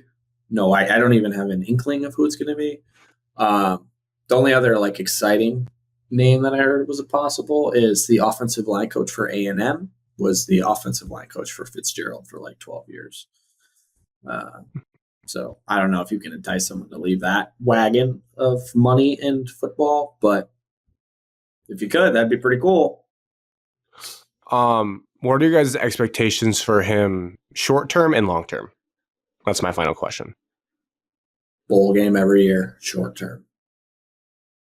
Long term, I think 6 wins next year. I think we're in a tough situation. Like he didn't get to recruit much, so you got to give him at least 1 year. I think long term out. I think portal wise, he can get this team to 6-6 or 7-5 immediately year one. I think the long term expectation is 8-4 like floor every year, and you sprinkle a postseason appearance in like every 3 years. I'm not asking for much. 8-4 I floor. think 8 or 9 wins every year. I think that's realistic for MSU football. 10 or 11 every 3. It's probably a product of like how bad we are. So it's like I would kill for 8 or 9 wins, but I mean, like, let's face it, like in the landscape and the Big Ten right now, like how good the conference is, it's just like it's gonna shake out depending on schedule, and especially like next year, like we play Notre Dame, so that's an auto loss at Notre Dame. So it's just there's some of these difficult games we're gonna have coming up, and this was one of our easier Big Ten schedules. I think next year is as well. Schedule is so easy this year. That's not going to be the case, I think, once he starts getting rolling. So it's going to have to be 8-4, 9-3. I think you have to make the playoffs in the first 5 years. Like you got to be close. You gotta be within a standard contract, yeah. I've signed for 6 years. I feel like for you, I don't know what long term is considered, but I think it's just like almost an incremental goal. Is like just keep us in the fight of like we're playing a meaningful football game in this month, and then this month in November. Like, I need to be like mid-October, still like seeing myself in the hunt, and then I get to November, like year 3, where it's November 15th, and we have a game. Maybe we already have 2 losses, but like it's like it feels like a playoff game to stay alive for us. Like that's where I feel like, besides of all the like, but you're not an alum and a Michigan State fan, so like 8-4 is the base. That is what it needs to get to, and then you need to make the playoffs every 3 years. We're not Northwestern or Purdue or Rutgers or Maryland. We are a team that has made the college football playoff in a 4 team. We're like one of the best teams of the 2010s. Like we're not a joke. We have tons of money. We have Tom Izzo. We have a president. We have an AD. Everybody's aligned. You got to get it done. You don't fire someone after 2 seasons if you're not going to try to win. So the expectation is winning. It's hard though, but I'm glad you guys do that. It's a new era. You got to win. That's what it's like Nebraska fans. Nebraska's going through the same shit. They're just Nebraska's never had the success we've had in the modern era of college football. Yeah, sure, since the 2000s, but like they have that same thing where like we were Nebraska, like we were the Black Shirts, like we win things in the 80s. Tommy Frazier, 90s. Tommy Frazier, like turn of the century, like that's us. Like, and they're still like I'm just saying, the playoffs in 2015. I'm giving Fitzgerald more slack. Your expectations here. I said he's got to make the playoffs 1 time in 5 years or be on the cusp of making it. If you can go to 2 Big Ten championships in Northwestern, granted that was split divisions and we didn't have Oregon and Washington in the Big Ten, I think you can win 9, 10 games. If you guys were in the ACC, you could make it 2 years from now, based on what I've seen this year. Can make it next year. I will say that the black hole at Penn State offers a little power vacuum opening up if they're going to drop off and not have a recruiter. Respectfully, you guys have Jerome Moore, and that guy stinks. So, like, the window's now. That could be. That could be. I'm not willing to go there yet. Gone and you get a better coach. Like, the window's now. I'm not saying we're going to be good next year because that's crazy talk. I don't know who we're going to get. Portal. Yeah, I mean, also like Michigan. I mean, if he drops off and we have to fire and move, we'll get Kalen DeBoer in here, and then we'll really go. But we're still 2 years removed from a title, Alex. Michigan State should have went 6-6 this year with the talent they had on the roster. They had plenty of chances to win that many games. So that's the expectation next year, 6-6 at a minimum. Right. I would really like it to be better, or at least compete with someone good. Let's see. I did put playoff talk, but we're kind of going long through that. I don't think we need to get into too much. There's still a lot to be settled. I guess, Wilkins, you're a Notre Dame guy, and I feel like you have a soft spot for BYU. Are you dreading the fact that I'm pretty sure if BYU wins, Notre Dame probably falls out? That's going to put you in a bind. Yeah, I think you have to. I think you have to. I also just don't think we even have to worry about that. BYU's not beating Texas Tech. Like I just they don't have the guys to compete. I think Texas Tech could have won that game by a lot more. They had to kick a lot of field goals in that game. They were moving the ball at will. That BYU, they don't have the front to handle, and Barrett Bachmeier's just not an elite quarterback, and you can't just hand it off 30 times. So I'm not too worried about that. It does probably bump out Notre Dame. I think the real hot topic is Notre Dame Miami. It's tough because I see both sides of the coin. I do think if Notre Dame Miami played now, Notre Dame wins that football game, but they did already play, and you kind of have to count it. But I don't know. You get into the argument of like best wins. Miami has the better wins than Notre Dame, but they also have the worst losses. So, but I think you ultimately have to lean on better wins than worse losses. Yeah. They're better losses. You know what I mean? Nightmare for the committee. The guy that, I mean, I know we make fun of Ward Manuel. It was not this much of a laughing stock when he was the chair, and there's been other chairs that have done fine. The guy doing it now, the Arkansas AD, is so stupid. Like, the stuff he says every week is maddening. 6'7". He did that. They said, like, they asked him why he moved Alabama up this week above Notre Dame, and he tried, like, which he can just, I mean, I know they can't just flat out say because, like, they want to protect against any sliding.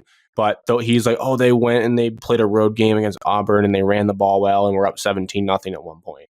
Like, the reasons he gave were so stupid of why they do. He's just not well spoken.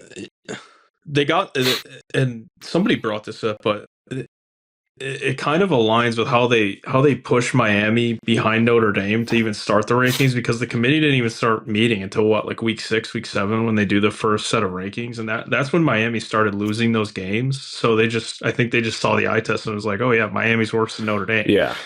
Because we were so far removed from week 1, so now they're in a pickle because like Miami doesn't play in the ACC title game. How can they jump? Duke, I can't believe Duke actually made it. It's so crazy. I just don't see, like, Nicole Auerbach brought it up, but it's like I don't see how the ACC didn't step in and be like, we need to get Miami in this game, because it's like if Duke wins, you're not in the playoff. It's a mess, but I kind of love it. Like, I get exhausted by all the debates, but I can't get enough of them just because. I don't know. I've gone back and forth. I think my latest epiphany on the playoff is loud like again. Oh, it goes up and down. Is it fine now? Yeah. I think my latest epiphany with this playoff is like, obviously everyone's going to have problems every year. There are probably going to be first round games every year. There are blowouts. Sometimes I'm like, why is the G5 in this? But I'm like, okay, well, it's fun, I guess.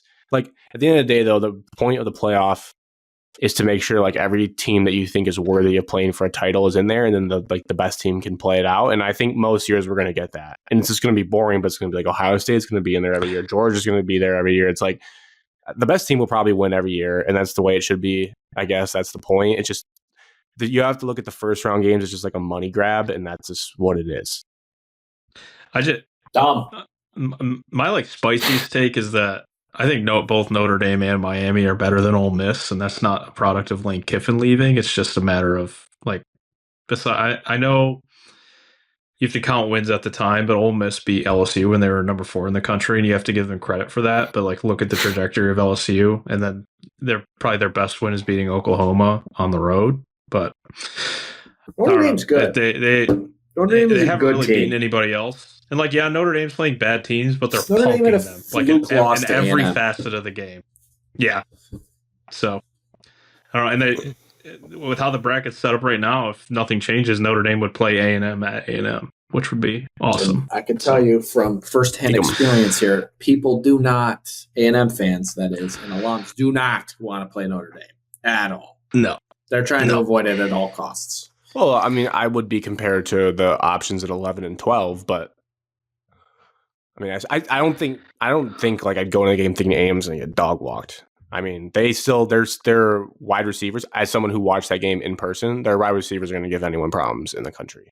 It's still like, I know it was a fluke because there was a missed extra point and a missed hold call, but like A&M still went in a track meet up and down that stadium with Notre Dame. It wasn't like it was like, and Notre Dame blocked a punt to start the game. There was a lot of like things happening on both sides. I don't think A&M's not good.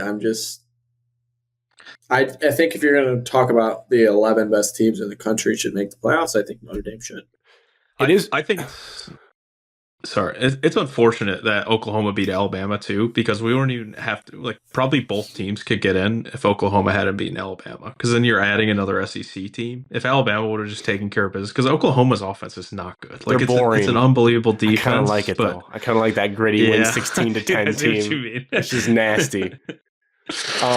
No, it's funny though. I remember texting 517 crew like to start the year. I was like, so what happens if Notre Dame loses their first 2 games and wins out? Are they in the playoffs? You said they'd make it. That happened. I did. And we all said they would make it. They're right on the border. Things have shaken out where they may not. It's tough though, because like I would say, yeah, if I said if I had to say like who I think could win the national title, I honestly think Notre Dame would be on that fringe, mainly because of like what they did last year, but also like I just like the way they play football.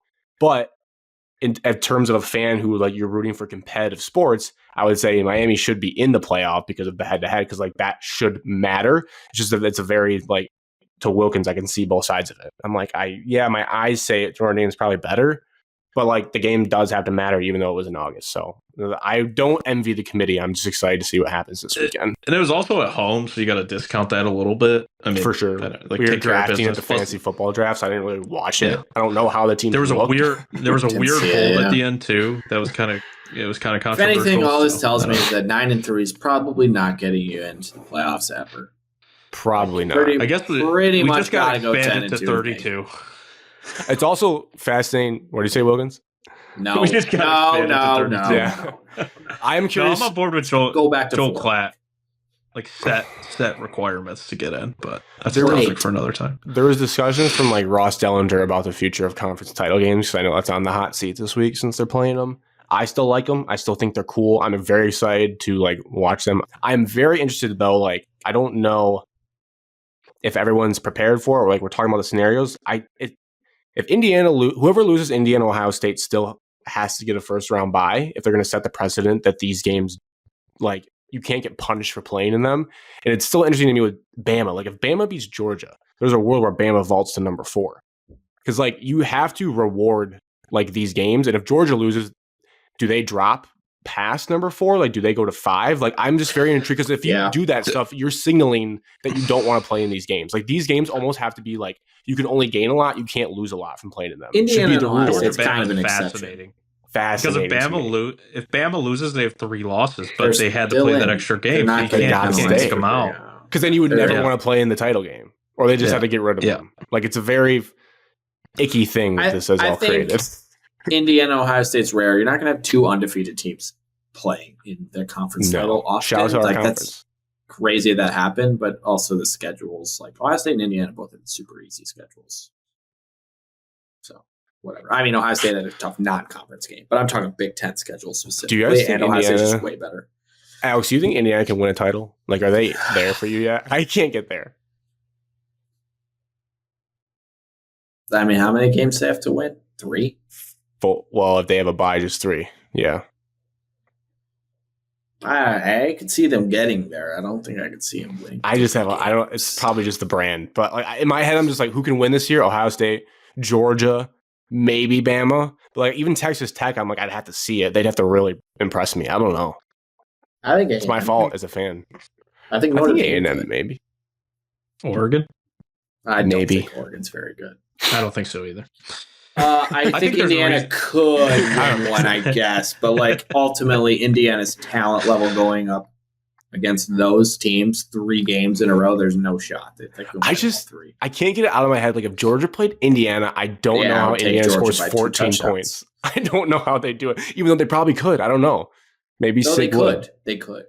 But also, like last year, they got spanked in South Bend like that. Like, I just think Oregon's bad. I mean, that's their best win. We'll see. We'll see on Saturday. If they get I'm excited by Ohio State, I'm gonna be like, yeah, no, this team definitely sucks. If they win, I feel like they're going to get 6.5.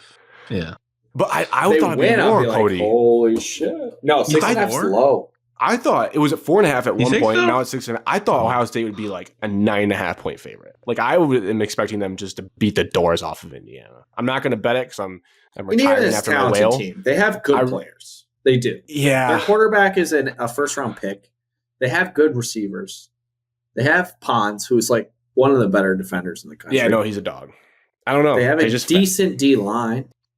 Just in the trenches. I don't know. I think Indiana's better this year than they were last year. Quickly, legit. Give me 5 to 10 on the Lions. Green Bay loss was horrendous. We have one of the worst weeks of injury news I think I can remember. Ragnow did like the Simpsons gif of walking. We don't need to talk about injuries, Grant. That's not the problem. Okay, it's just not. It's part of it. Our report. It kind of is. You can't tell the story of this year without injuries. It's pretty bad. It's not the problem though. Like when our offense was fully healthy, it was still poopy. Yeah, for offense. I'm saying defense has been battered and bruised the entire year too. Defense is what it is. They're always injured. They have been injured for 4 years, and they are not what makes this team win. So we're not going to sit here and yell at the defense. We can yell at 97 for not doing diddly dip in the last 4 weeks, but I'm not going to do that because I'm not a Michigan hater, and I don't have any problems with him, but I need him to be better. I need someone opposite him to be better. Okay. No Kirby, big problem. Guy's good, hasn't played. That sucks. Whatever. But like the defense isn't that injured where I'm like, oh, dude. They can't stop anyone. They get enough stops in a game where the offense needs to do something. The 197 thing that I've been thinking about is like, I'm hoping everyone can just find peace in that.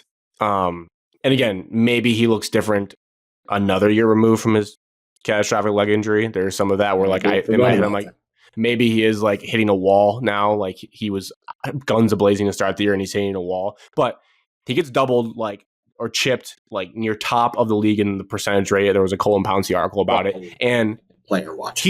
He should like be able to overcome that. And I'm saying that's the goal ultimately. But like there might be a world where we have to accept like, yeah, he's not a TJ Watt. He's not Parsons. He's not that player.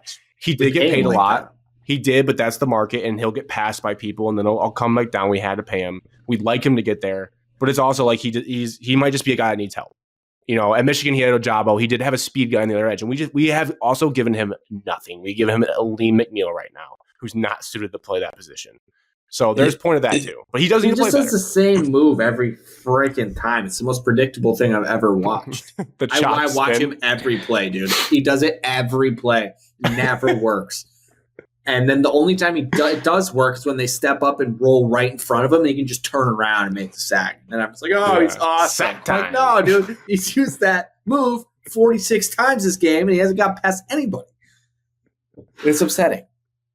But he does get chipped a lot as I player watch. He does take a lot of tight end chips. The problem is, and like on Sundays I get mad and I'm really hard on him. Like, you make a ton of money, figure it out, you know. But that's not always fair. I get that. I'm not fair on Sundays. I'm not rational on Sundays. What you say during the game can't be held against you a lot of times. Yeah. The root problem is it's been said that we're playing a Lee McNeil at edge because it's a personnel thing. And we want all the guys we want to play. The problem is we gave Lee McNeil the extension. We already had DJ Reader. I get you don't draft for need, but you draft Tyleik Williams when we're already like pretty, and we signed Roy Lopez. Like we have a lot of guys that can play D tackle, and I like Tyleik Williams. I think he's a good player. Like he probably fills the gap. I think DJ Reader's contract's up. I'm assuming we don't re-sign him. Tyleik Williams fills that need, but. And I know Brad talked about it after the draft, but he kind of talked about it in a condescending way. Like, I tried to get an edge rusher, I couldn't get one, and we couldn't find one. So I didn't draft one until the 6th round, and I drafted one from Boise State. You know, like 7th. And the Hoskins stuff because he got hurt, not his fault. Yeah, but he's on the practice squad, so like that's a tough situation. But it's like you knew we needed an edge rusher. Hutch needs help. Like you just see what other successful teams do. Like just like take a shot on a guy. I don't know. Like you need to do something. You saw the Falcons, like it was reckless what they did, but they went after 2 edge rushers. Like, take a shot on a guy. I do like Tyleik Williams. I think he'll be good long term, but when you stack yourself so thick at defensive tackle and you put all your eggs in the Marcus Davenport, Josh Paschal business, who are injury prone. Every single one's gotten hurt. The more I think about it, every edge we've signed just gets hurt, and Hutch included. And then it's like so we're gonna play Lee McNeil at edge, who has no bend, and he's good at what he's good at. And he's a good pass rusher from the D tackle spot. I like Hutch. I think he's a top 5 edge rusher. He's also horrible in the run. He's horrible in the run. He does struggle. He got actually a little bit better recently, but yes, he gives up the edge up too much. He had one tackle in the run game that I was like, He's so worried about getting the passer because he's getting triple teamed that he forgets if it's a run play, he's screwed. He literally always got to do his same move 45 times, so he's ready to go, and then he forgets it's a run.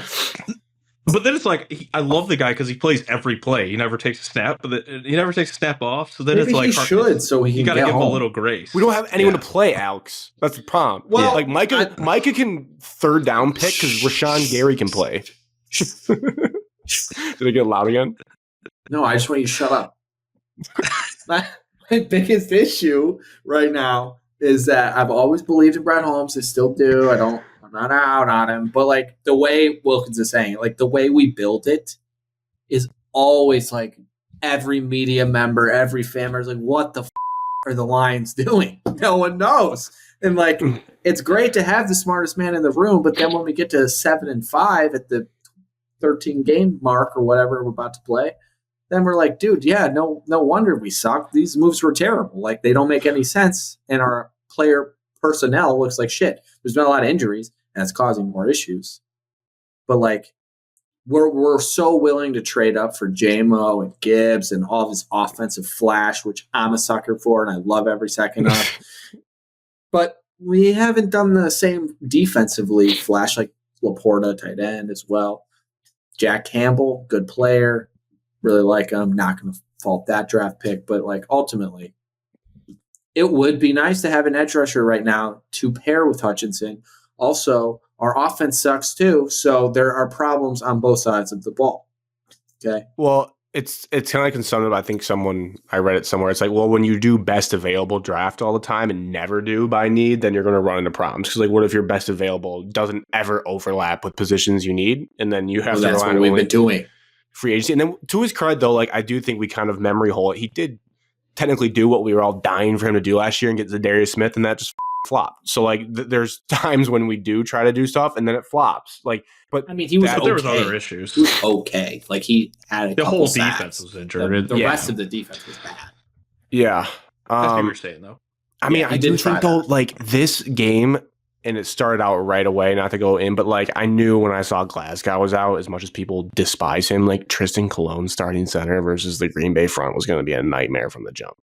And we actually did score 24 points, which in theory could win you a 24, like 21 game. It's just button. This game, honestly, if you stripped everything away, the stats were almost similar to the teams. That they just converted on their fourth down plays for like 2 touchdowns, and we didn't. They did like what we did to the Rams in the playoff game that we won.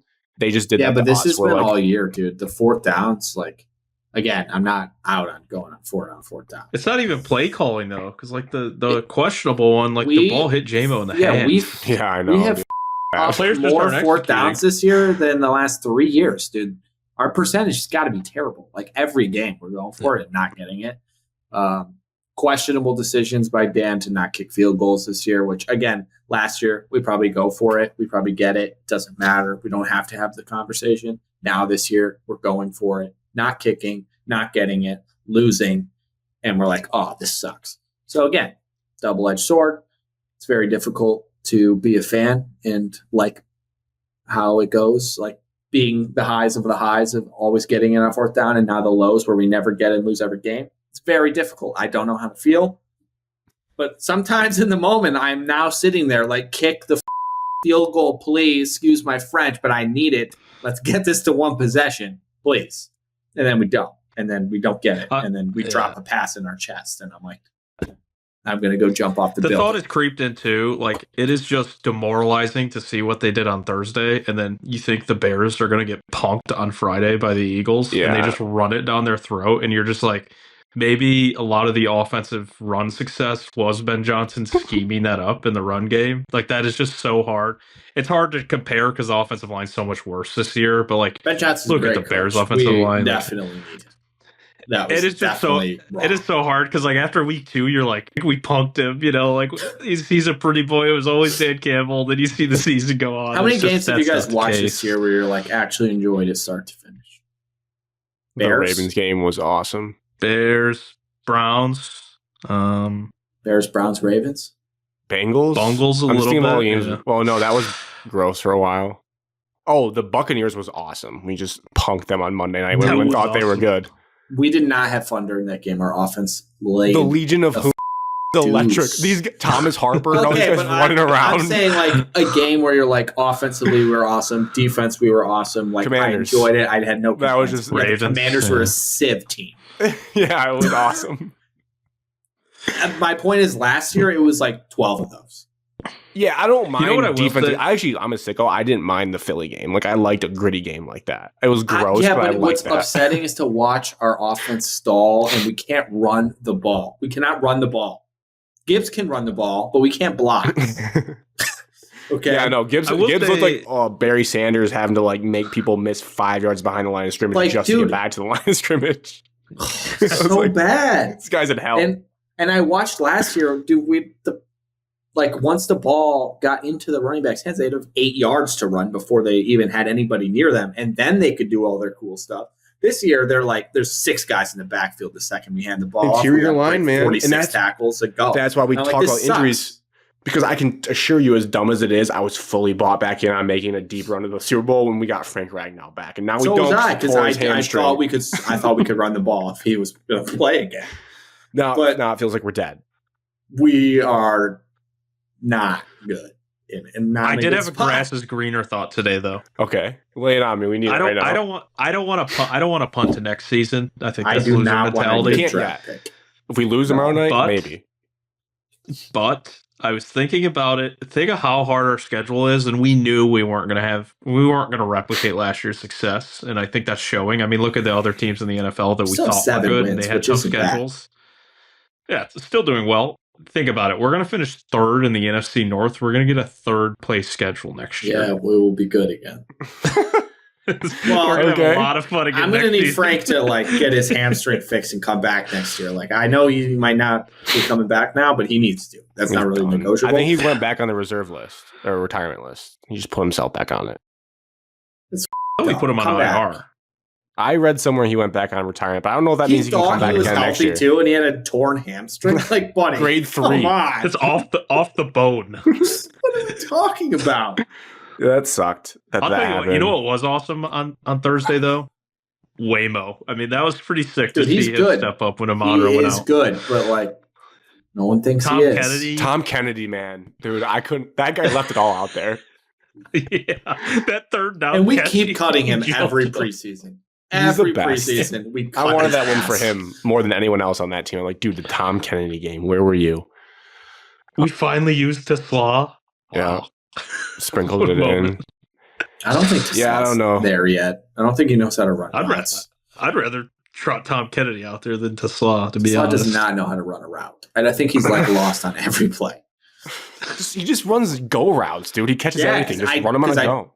Don't think he knows how to do anything else. We don't stretch defenses. We don't take any legit shots downfield outside the numbers. Everything's over the middle. I guess. Yeah, there's no time. I don't know. My thing with this team in this season is Sewell's also playing dead. I mean, that guy's gonna have 4 surgeries in the offseason. Oh, everyone's question. Yeah, injuries are a problem, Alex. That's another story of the season. Yeah, it sucks. Tucker's retiring too. Yeah, there's no way that guy's plays next year. We might be bad next year. It's over. Stop. Kidding. But to be fair, we're still in the hunt. Tomorrow's obvious night. When you're listening, you'll probably already know, but that's huge. And I'm not it's just getting into the dance. Yes, I would like to have a home game. That's out the window now at the division. But you've seen it all the time in the NFL. We went my thing is we went 15-2 and we lost the first round game. So I don't really care what our record is at the end of the day. It's just how does your team feel going into those final weeks? That's why I thought the Ragnow thing would have been so big. Now it's a little bit darker. But I don't know. I'm still, like I said, I'm not punting the season yet. It sucks. I did think, though, this could be our year from hell. Teams always have it. The 49ers have had it with injuries where they're a good program through a 10 or 5-year run, but they have 1 year from hell. I did think after the Ragnow and then Kirby Joseph, basically his knee's going to be forever. I'm this is our year from hell. Are we're just doomed? All of our tight ends are hurt. We're on our 4th-string tight end. I don't know. Oh, it could be our year from hell. And I'm sure I've seen it on Twitter too. All anybody can think about is when Dan said that might have been our only shot when we got to. I think about the Niners game so much. I think about it every day, and it impresses me. It was one of the worst moments of sports in my whole life, and 24/7. I think even worse. I think about it all the time. To go to the bowl, be in the dance. Isn't it crazy? We thought we had it all with the Lions, and then the Pistons get good, and now the Lions are bad. It's we can't ever have anything. No, never all work together. And just think about how young that team was and everything. I don't know. It's just many points. Awasika was starting. Our offensive line was good, but they weren't I don't know. I was watching that back, and I was our starting offensive line was Glasgow, Awasika. We could do whatever we wanted until Josh Reynolds started dropping footballs. Oh. I will say if you want a bright side of this season and what we could be capable of, now that people are taking the Bears seriously because they beat the Eagles, if we're talking about like our conference, we beat the 1 seed by 30 points. So like this team still can like do things. I know they were healthier then, but like we can still do things. I'm not going to like be afraid of the Bears. I know we're not going to win our division because it's like nearly impossible now, which sucks, but we can still be frisky in the playoffs.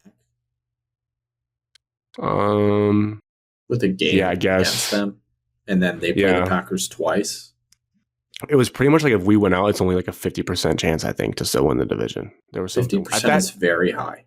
That tie though with Green Bay is like messing that tie they have is messing everything up. We gotta win tomorrow. That's what I'm saying. I don't even think we're going to. I think we do win tomorrow.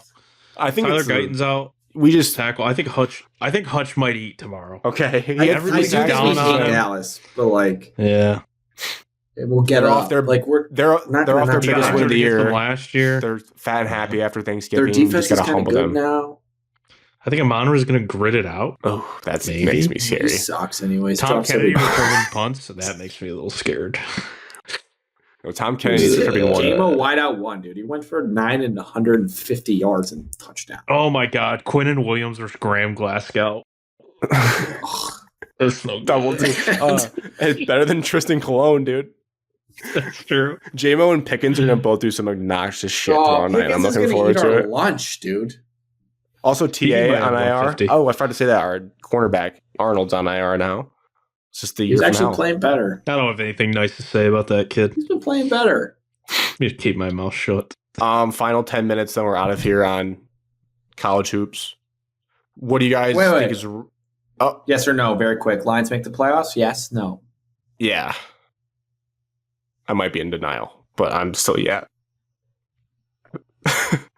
After seeing the Rams lose, yeah, I think the Rams are beatable now. Do I think we beat them? No. We were going to beat them with Ragnow for sure. Wyatt might be right. I think we don't make it. Oh, no. we lost our positive king. Yeah, it's not good. I'm gonna still root for him. All right, Michigan State. Michigan won the Players Era, the biggest tournament, arguably bigger than the Final Four, according to Grant. People are saying. And Michigan State won the Fort Myers Tip-Off, which is way bigger than the Players Era, in my opinion. And both teams are undefeated. Both teams are top 7 in the country. Michigan State's not getting enough credit, but it is what it is. Michigan State is 1-0 in the Big Ten. Michigan is not. So Michigan State is first in the Big Ten, and they are not.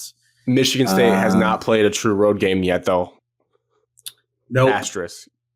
Waiting for that first Michigan's true road game was TCU, who lost to New Orleans. TCU good, though. Florida. TCU good. And Wisconsin back-to-back. TCU good. So New Orleans is the best team in the country. Well, they don't have a Players Era championship, but they're good. Both teams are really good. What's real? What's fake? What's fake is how much hype the Players Era is getting, because that is I'm hearing media got paid to say it was awesome, but the crowds were garbage. But I did think it was cool that it was on the TV. Matchups are good. It's a good ball. The games itself are cool, but they do ruin Feast Week. That is not what Feast Week is. Yeah. Dookie, Michigan for agreeing to play in it, because it ruins tournaments like Maui next year. So what's real though? What's real is that if you give a Dusty May and Yaxel Lendenborg team an NIL money incentive, they might win it all. Like, I think we need to do money guys that came. We need to do portal money. If he just tells his team, "I'll give you all $1 million checks if you win March Madness," I think that's what we need to do. I think I figured it out. They did look like the Harlem Globetrotters in that tournament. We were punking teams. It was so fun. It's crazy how much those kids care about money. Maybe Michigan, they love money. It's crazy awesome. Good for them. Good for them. But Amari Burnett was whapping. How do you look so the 2 weeks before and then picked up where left off? I don't know what. I mean, it's got to be just like, oh yeah, we're playing for $1 million. Let's go. If we lay a dud against Rutgers, we know for sure what the cost was of that stretch. And then that's on to Dusty to correct it. We got to start giving money incentives for like good grades back when you're in school, like $20 for a dunk. Here you go. The question everyone wants to know is that if Michigan and Michigan State played right now on a neutral floor, Grant, what do you think? World War III breaks out. I think these teams right now, I would say, are destined to split their regular season series. I think that's fair. Very chippy. It's going to be very chippy. I think you should win your homes. Elliot Cadeau will foul out within the first half, but that's actually not bad for Michigan. They've actually been playing Elliot a lot less through that stretch. He played like 18 minutes in some of those. What's real with my team is that I think our defense is going to be good all year. I think it's going to be a lot different than last year, where the defense on paper should have been good with 2 7-footers, but they were very slow. They have a legit defense between Mara. I mean, what's real also is Morez Johnson is a beast, and he's my guy. What's fake? Probably, I mean, they're not going to keep beating teams like that. They're not going to score 100 points. Like the insane shooting nights are going to be fake and come and go. But I think they're going to hang their hat on defense, which is actually probably similar to what you guys would say about Michigan State. Like, you're always going to rely on your defense. And then if you shoot well, you're like, no one can beat you in the country. It's kind of like where both Michigan State is just very real altogether, because they don't do anything that's like, holy shit, that's incredible. They're just really good defensively, really good at rebounding, really good at running their offense. It's not very flashy offense, but they're really good at it. And Jeremy Fears is like the best passer and arguably one of the best point guards in general in the country. Like, he's getting National Player of the Year buzz. I don't know that that's going to carry on the whole season, but like, I mean, he's very good. He's very good. He's exceeding expectations. I knew he'd be very good floor general, but I didn't know that he was just going to start like cooking teams on both sides. So like down the court, hitting middies, hitting threes. Like, he looks really good, and his passing was already there. His defense is already there. We brought back the 2000 jerseys. Those are real. Sex. I have 2 of those. Those are good. That's good. The one thing that makes me nervous is so much of the offense runs through Kohler, and it's like, how does that look when we're playing like Mara, Morez Johnson, Lendenberg from Michigan, 7-footers like the big guys from Purdue? I don't know how Kohler matches up against that. Historically, it hasn't been great. But Carolina's got big dudes. Kentucky's got big dudes. Arkansas has big dudes, and Kohler cooked all of them. I think Kohler. What's real is I think Kohler's just a really good basketball player at this point. You wouldn't believe it from freshman year to now, but like he is just good. He is just good. I still freshman year Kohler in my brain, so it's hard for me to be. Wilkins in the Elite Eight last year, he went for like 20 and 12. He was nice. I know. I mean, that's Kohler's real. Jai Broom was a small big man though. He can shoot. He can step out, but you got to guard him out there. Or you don't. What's real? Cam Ward. Ridiculous. Awesome freshman. Love he's that going kid. to hit the wall. So I would say that's fake. He'll hit the wall. All freshmen hit the wall. His energy is real. Yeah. Fake might be level of play from all your freshmen. Just really like it'll be there, but there might be walls. There are going to be walls walls. They're going to hit Slugs. The wall. All of our role players that have played okay. Like, someone stepped up every night. Eventually, there's going to be a night where they all stink, and then we're relying on just Kohler, Cooper, Carr, and Pierce. And that might not be enough against a good team. It's going to be enough to stay in a game. What's another thing that's real we saw last week was when Yaxel wants to try hard and play for cash. He's really hard to guard. Like, he does look advertised as like what they paid for him. Like, it's just like, it's an NBA body, like running around out there. His effort level is the only thing. I'm like, why isn't it like that all the time? But I worry about that guy's motivation. Also, Dookie, on the record, Graham Ike from Gonzaga. Guy played horrendous against our front court and threw an absolute fit the entire game. So Dookie him. He's like, and I'm rooting on his downfall. Yeah, we played a bunch of like 25-year-olds. Tyan Grant Foster is 25 years old. Felt good. Now, we do have some 23-year-olds as well. Amari Burnett, but not 25. My expectations, have they changed at all? Not really. I mean, I think they were. I went through my checklist. Goal number one, Alex, if you remember. Well, goal number one of the season, check. We got revenge against Auburn. That was goal number one. Well, I said they sucked. They have one guy. They beat St. John's, didn't they? St. John's isn't that good either. They're 4-3.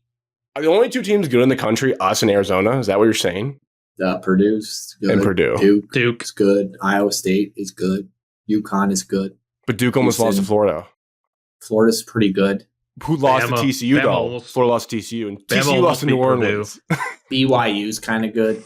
I'm trying to talk Alex into a trap on the TCU take. Oh, I watch a lot of ball. Okay. You wanted Michigan to suck because you said TCU bad. I know what Michigan you wanted. Sucks. I think Michigan's good. They're good when they try. Because of last week. They were not good at the beginning of the year. Wake Forest, everyone telling me they're super good. They're not good. Newsflash. No, I've watched them. They lost by 20. They lost by 20 last night. So they're not very good. Yeah, they're not good. If we play for cash, we're hard to beat. I also told you Texas Tech's not that good. They're not that good. I need Dusty to bet Izzo like 500. You know who's good on the game? There's a tier 1 of teams. So the 3 Big Ten teams, Michigan State, Purdue, and Michigan, are all good teams. And Arizona's obviously in that tier as well. They're very good. And then there's like a couple fringe teams. Iowa State, Connecticut. UConn? That's Connecticut. How can Gonzaga be number 5 in KenPom after what we did to them? I'm going to need to see the algorithm. They should be kicked off of KenPom. Houston. What happened to inside sources, Houston defense is good. Their offense struggles. They don't really have a guy right now. Inside sources. But Uzan. Milos Uzan. He's okay. They'll be fine. They're probably still very good. The Big Ten is tough, though, because the top of the Big Ten is insane. Both Michigan and Michigan State the same kryptonite. They start turning the ball over and they can't hit shots. They're going to struggle. That's the case in basketball. But other than that, defense is going to win a lot of games. Michigan and Michigan State, top 3 defenses in the country, according to KenPom, it looks like. So, yeah, they'll be in every game if they bring the intensity. I don't know if Michigan brings the defensive intensity every game because I don't watch every Michigan game. Granted, the last 3 they did. That's going to be alarming for Michigan State's defense has showed up in every game. So I'm not worried that it's not going to show up someday. Like, it's always there. That's why I know, like, when we play Michigan, we're going to be able to stay in it for a while because we're just be gritty on defense. We might not be able to score, though. So, like, I don't know how that's going to go. That might be jarring for our matchup in January. Like, it might be a 55-50 game. You guys have too much firepower. I feel like you're going to hit. You can hit more shots than us, I think. We're just not a convention. Like, we don't shoot threes. Yeah. There are games where we'll do it, but like oftentimes we're not really looking to fire threes. We might have to build the Kurtang statue after that game. Kurtang. After what he does to him. I mean, Iowa was top 20 in KenPom yesterday. Now they're 29 after we absolutely spanked their candy-ass basketball team. You know who I can't believe is like getting minutes on this team and like actually when it comes, I'm like, damn, this guy's like still good, is Will Cheddar. Yeah, that's my biggest question. How is that guy playing minutes? He's at 16, 14, and 10 over the last 3, but he hit 4 3-pointers, and he hit 2 against Gonzaga and 2 against San Diego State. Like, he just comes in, if he's open in the corner, he bangs it, and then he like plays his 10 minutes and he checks out. He's just like the ultimate glue guy. It's good stuff. But you ever look at Torvik? 9th or 10th man? I mean, last year I did when I was doing bracket stuff. I love Torvik. Your best player is Yaxel by a lot. And then Morris Johnson is 2nd, Amari Burnett 3rd, Roddy Gale 4th, Trey McKinney 5th, Will Cheddar 6th, Cadeau 7th, Mara 8th, Kaysen 9th. Yeah, Axel, real versus fake. His fake right now might be his 3-point shooting. He's shooting at 39.4%. That probably will go back down towards 35% as the year goes on. Wilkins, could you name Michigan State's 5 best players in terms of efficiency? Kurtang. Kurtang's not a top 5. That would be my first answer. Second answer, Jeremy Fears.